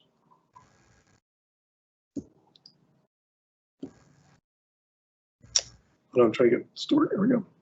Okay, sorry about that. So to measure social learning process, scholars use a variety of self-reported survey measure items that we've kind of talked about across the 4 elements. Here are examples of various survey items used to measure each of the social learning subdomains. But before we can predict criminal and deviant behavior, we have to evaluate the validity and the reliability of these measures. Structural equation modeling is a combination of factor analysis and regression, and it's a powerful and analytical tool to do just this. So in this slide, I show only 3 examples of survey items across the different domains, but we could use many more, and we've already talked about some other ways we might measure it. But basically, the idea is to try to capture these theoretical domains in a lot of different survey items. So imagine we have 4 survey items we think measure differential association. We expect them to be strongly correlated with one another, and then we apply a path model to our theoretical expectation. The model shown here assumes that the correlations will be sizable and that they will be strongly related to the differential association concept. And so we evaluate this based on factor loadings, which is the correlation between the observed survey variable and the latent unobserved concept.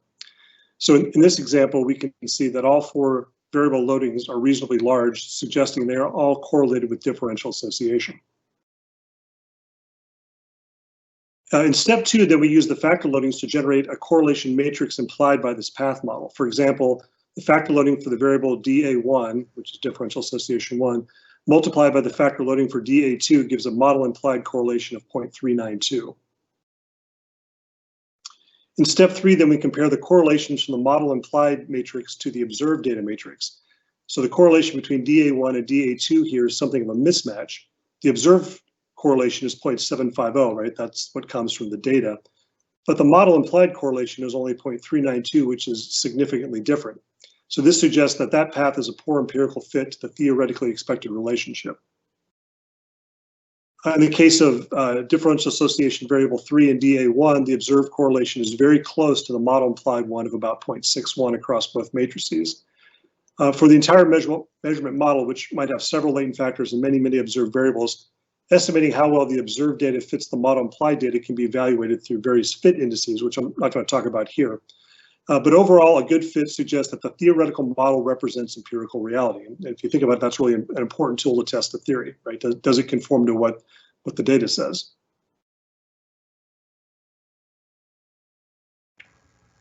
Oops. Too far, okay. So structural equation modeling allows researchers to evaluate the validity and the reliability of the measures. Moreover, we can estimate the measurement error for our variables. This is especially important for the structural part of SEM, the regression, because the variables are purged of their measurement error. So as Dr. Akers mentioned, it's surprising sometimes when you do a test of social learning and you find that it explains a large degree of the variation in the behaviors. Well, a lot of times when you use structural equation modeling, that's because the variables are more pure because you've accounted for the measurement error. So it's not surprising you'd have a very high R square. So in regular regression analysis, though, this isn't the case, right? You would assume that all the measures have been captured without any error.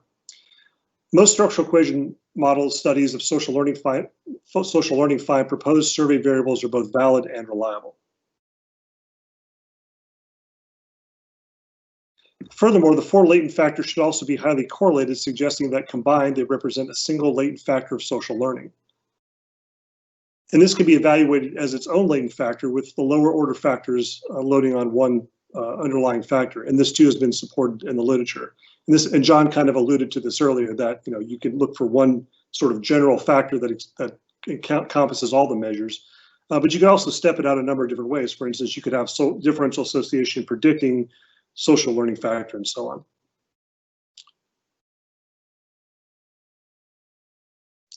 Once validated, we can estimate the impact of the general social learning factor on the outcome of interest and regression, and this is called the structural model. Again, it's important to note that the measurement has been purged of its error. The latent factor is now a parsimonious single measure of a complex process, right? So remember, John mentioned the fact that it's a process. And so instead of having, 30 variables, we just have one measure that because we've been evaluated that through the structural equation model. Structural equation modeling is particularly suited to test for mediation or explaining the relationship between independent and dependent variables. For example, we can test the birds of a feather relationship where social learning is hypothesized to mediate the effect of low self-control and crime. So in other words, those with low self-control are motivated to seek other delinquents who then learn criminal behavior from their peers. When both concepts are included in the same model with an indirect effect, low self-control's direct effect should be diminished and social learning's effect is enhanced. In fact, we find that as continuously found in the research literature. And kind of what Marv was talking about, you look for mediation where you could have another variable that's related to social learning. So in other words, social learning could predict another variable that predicts the outcome, and you could see if that variable mediates the effect of social learning. And it just so happens this week, I was on a dissertation committee with a woman from Virginia Commonwealth, Sydney Lowenstein. And so her dissertation was on social learning, and she had, the model I just showed, so second order latent factor. And she looked at reciprocity on digital piracy. So one thing we know about digital pirates is that you're expected to contribute to the process, right? So if you're going to download, movies and music and other things, you're expected to contribute to the process. You have to upload your own type of media. And so the question we had for her was, well, how do you know that reciprocity, that sharing of stuff, isn't just part of social learning? How do you know that's not also part of reinforcement? And so by including that as its own variable and then seeing if it gets mediated, she could test that effect. And it turns out that social learning does predict reciprocity, but it's not knocked out. It still also has its own direct effect on crime. So again, social learning can help us kind of untangle these things, which again was what Marv was kind of talking about.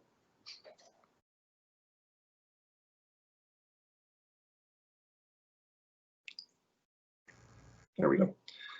Getting more sophisticated, we can test whether factor loadings and regression path coefficients are the same in different populations, like John talked about that earlier.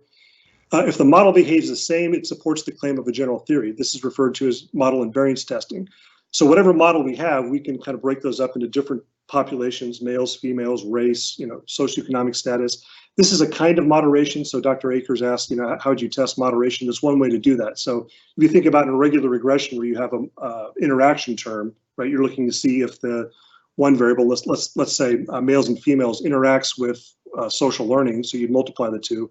You can do it that way, or you can do it this way and just see if the path coefficients are the same across the different populations. And if they're exactly the same, then there's really no moderated effect.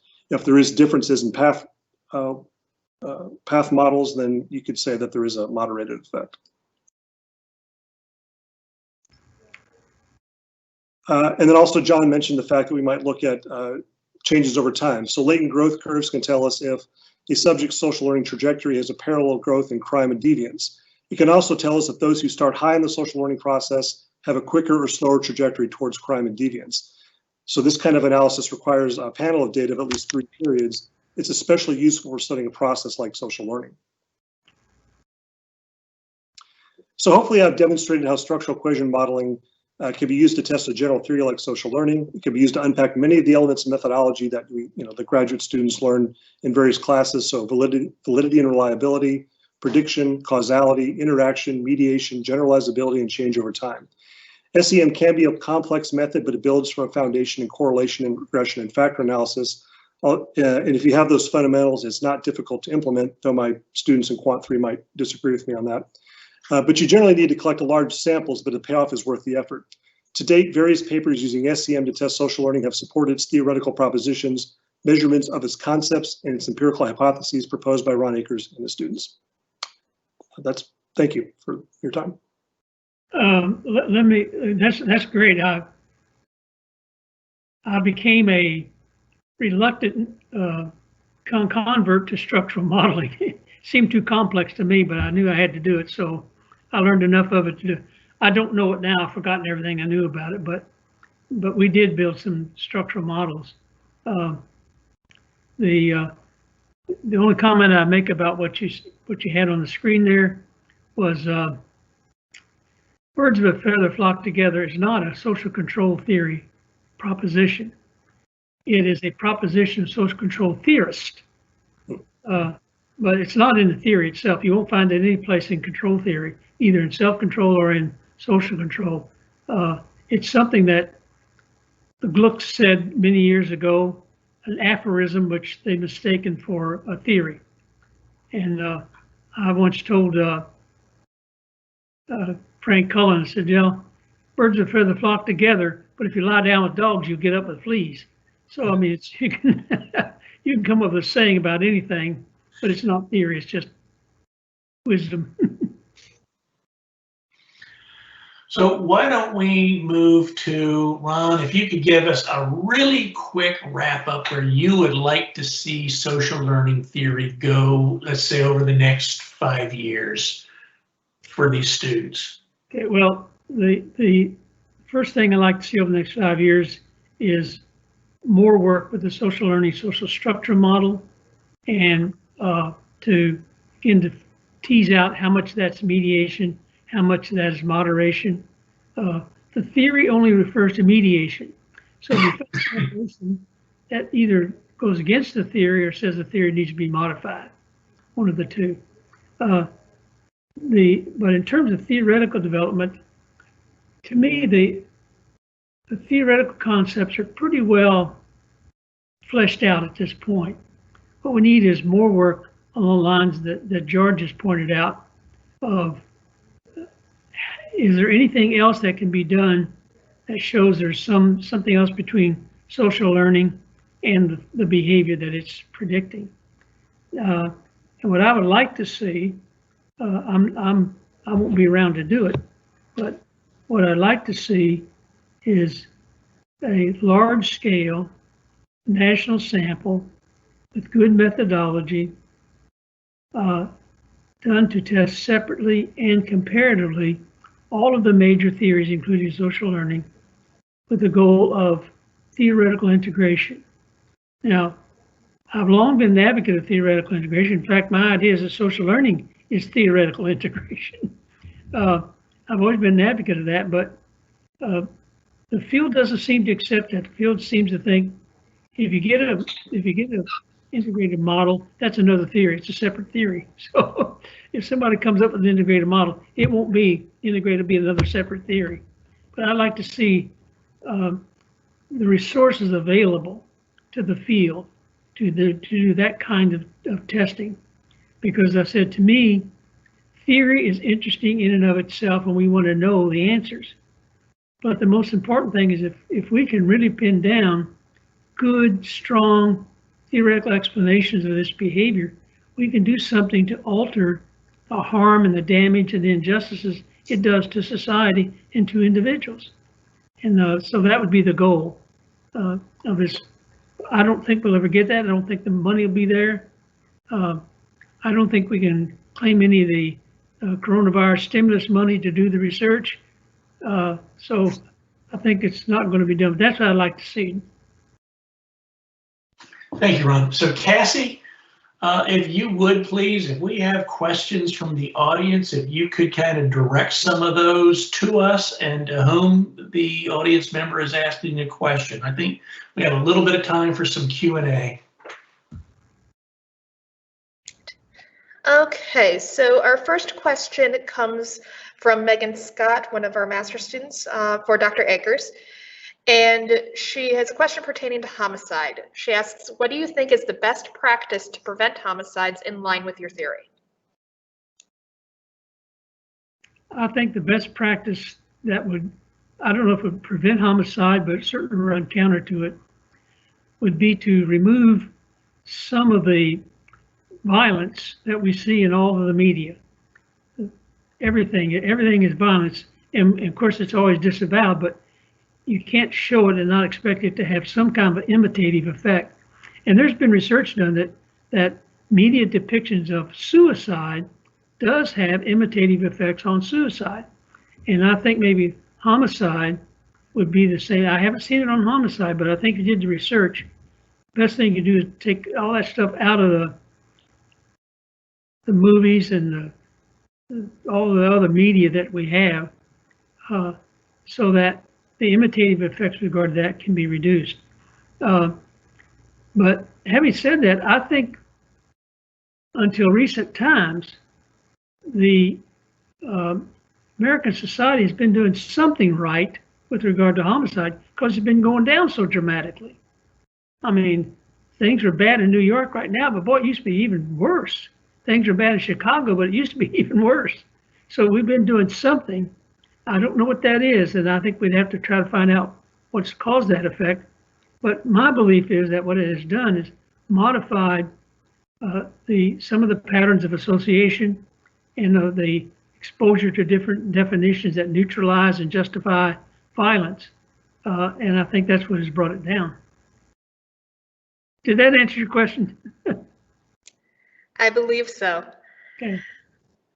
All right, our next question comes from another one of our master students, Rebecca. She asks, what are your suggestions for further research in social learning theory to mediate the effects of gender? Yeah, I hope somebody does that, because I say that's the one thing I messed up on in my social structure, social learning model, is I underestimated the continuing effects of gender. I saw it very much the same as race or class and so on. And those race and class and those things seem to be not fully mediated, but largely mediated down to non-significance. And gender sometimes too, but often gender is not mediated. So it's a very, very clear problem of how you would determine that what is mediated, what's not. So again, what I would suggest is if there are data sets available that you use, you do it two ways. You take gender and you run a model for males and you run a model for females. Then you run another model in which both of them are in there, but in which you've got a gender measure. And that should tell you to what extent gender is being mediated by these patterns of associations, imitation, definitions, and so on. So yeah, and now if you don't have that data set already, then that would be a suggestion for collecting your own data. Get a sample with both men and women in it. And I've done that. I've had samples of both in it. And as I say, sometimes gender is mediated, but many times it's not. And so there is something structural about gender that's not captured completely in these processes. Can I weigh in? Yeah. It strikes me, I keep going back to what Lon said when he was part of the Gang of Four and you guys are developing the Boys Town questionnaires. Yeah.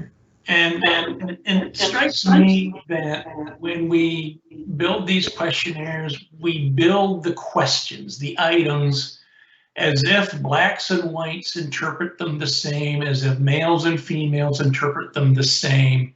And I'm recalling analyzing data that Chris collected on intimate partner violence and how gender was just a big problem for us. Like the model just didn't work the way we wanted it to, and the reinforcements work differently for boys or for men and women in this thing. So it strikes me that maybe we need to think about how to build gendered questions into this.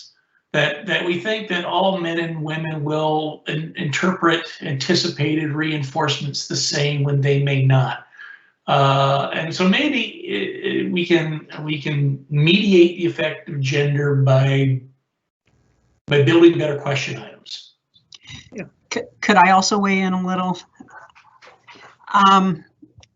I also, I've thought about this, those ideas that John was just articulating, that there may be gender differences in interpretations of questionnaire items, for example. But a bigger issue for me, especially with regard to social learning theory, and I know Ron is not entirely sold on this, but it may very well be that males and females learn differently, or they have different learning mechanisms. And I did start to look into some of the research that's been done on things like reward sensitivity, that there may be, and I think the evidence is mixed, but there may be some differences in how males and females process rewards.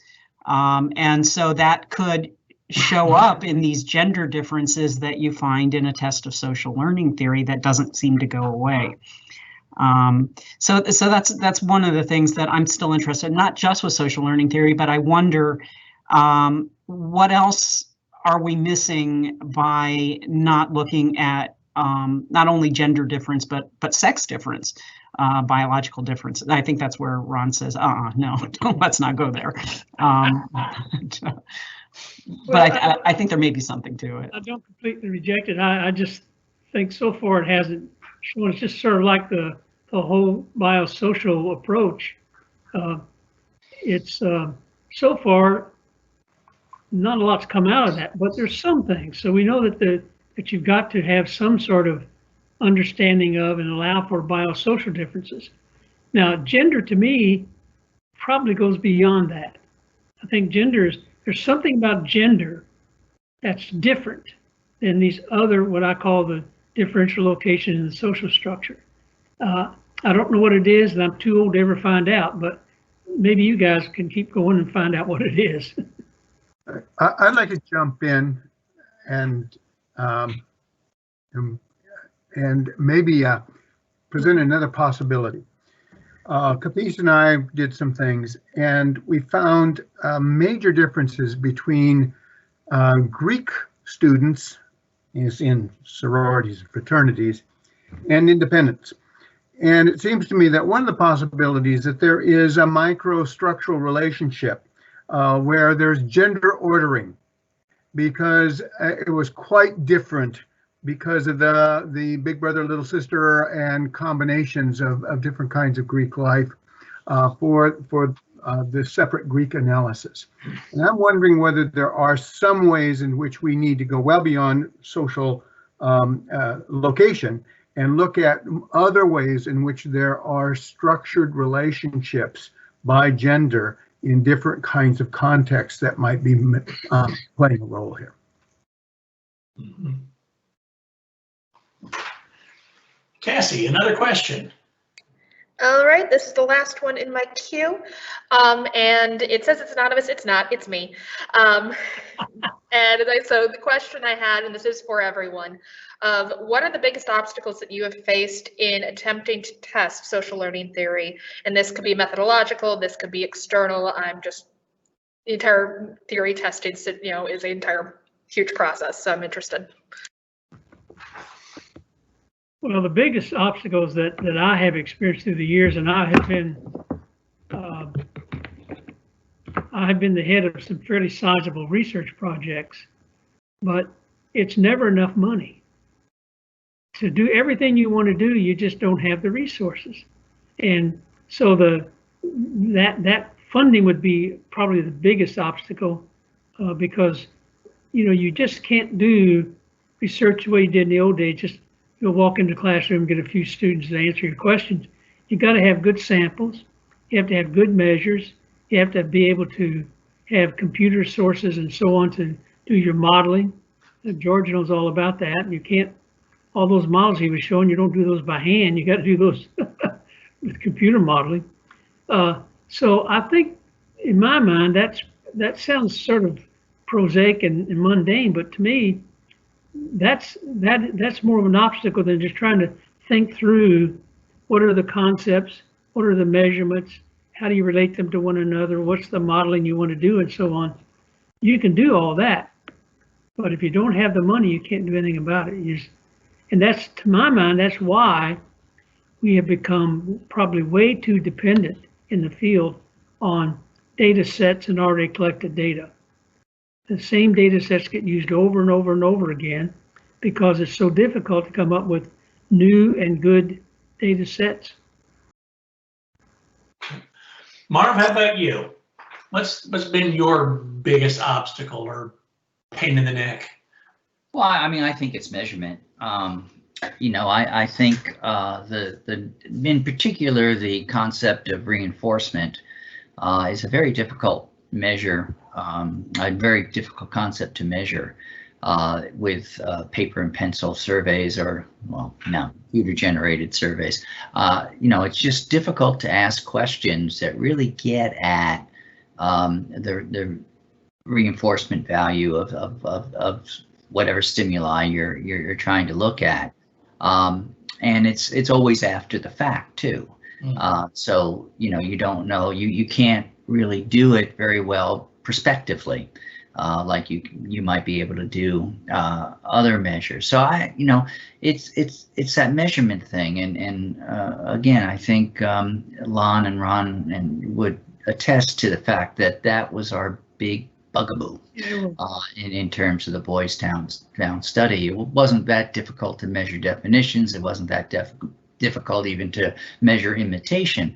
It was very difficult to measure reinforcement. I don't think we really got it, and I haven't seen anyone else get it either. No, everybody else has built off the 1979 article to build their own survey items. Lon, how about you? Since Boys Town, I think we also need to work on the imitation modeling measurements. Okay. I'm not convinced we've done a good job. A lot of different exposure to a whole lot of different models out there, and we have no idea how to identify which ones are important or not important. And I think we need to do some work on imitation modeling. Chris? I honestly don't have anything to add to what Ron and Marv and Lon have pointed out. That I think the difficulties are in coming up with measures of the concepts. I mean, it's one thing. It could be, you know, really easy to just use the measures of the in the Boys Town survey as the model, and quite frankly, that's better than what most people do. Where it's just a single measure of pure association. But I agree that there's probably a heck of a lot more work that needs to be done to capture some of the concepts that we don't see good results on, like differential reinforcement and imitation. So I don't have a whole lot to add to that. Sorry, how about you, Coach? Oh, I really don't have much to add either. But I see perhaps one way forward is, and we've been trying to do this and not a lot of success, is try to build computer simulated models where you create, you know, agents in a computer simulation and then bombard them with definitions and associations, and then see if that reproduces real world data. And if it does, that tells you might be onto something. It doesn't prove anything, but it's a way of, you know, it's a cheap way of doing it. But the nice thing about it is you can build in the process and see what the process looks like. So, but otherwise I'm frustrated by all the other ways. Everyone else is frustrated. So Cassie, I'm relieved that we only had 3 questions, but they were really good ones. I thought all 3 of them took us into different places, and I found them really helpful from my end, at least. I hope everybody else enjoyed it. I would like to first thank Amber and Stefan and Amanda for doing all the behind the scenes work to help make this work. It did work. I'd like to thank the brave audience members who spent 2.5 hours of an afternoon listening to us get the band back together again. I would like to thank my colleagues on this panel, George, Chris, Lon, Marv, and especially Ron. You know, Ron, I always define as my academic father. And I have that kind of sentiment toward him. And I feel that Chris and Lon and Marcia, if you're still out there, and Scott Boringer and everybody else, that Ron's coaching tree has a lot of limbs and a lot of leaves, and we all feel the same way about him. And we're very thankful that, Ron, you were able to participate in this for us. So thank you very much. Well, you're welcome. And I would simply add that my greatest satisfaction over the years has been working with the people you mentioned, people like them, working with undergraduates and especially with graduate students, has really been my joy in the academic world. In self-defense, I had to do a lot of research projects and do a lot of writing, but my greatest satisfaction comes from working with individuals, seeing them develop, interacting with them, learning from them, and building, as I guess you call it, a tree, a coaching tree. But in retrospect, I've had a lot of students. I've had a lot of students in 3 or 4 different places, and I get joy from all of them.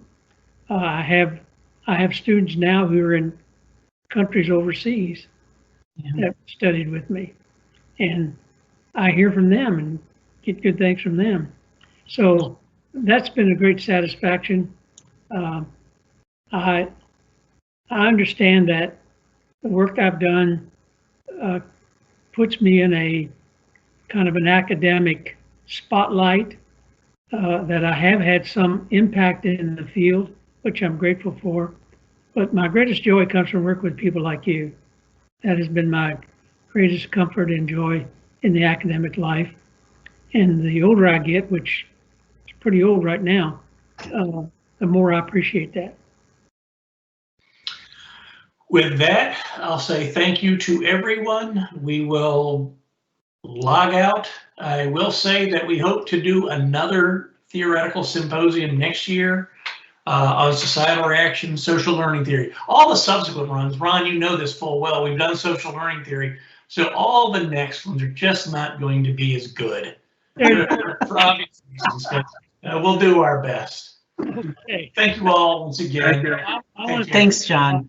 I want to thank everybody for this, and John especially. I appreciate your efforts in putting this together. It's an honor to me, and I feel humbled by your efforts. Thank you. Goodbye, everyone. Stay safe, stay healthy, have a good Thanksgiving, end this damn term. Hopefully 21 is better than 20. It's gotta be. It can't be much worse, can it? Can't get any. Take care. Bye-bye. Bye-bye.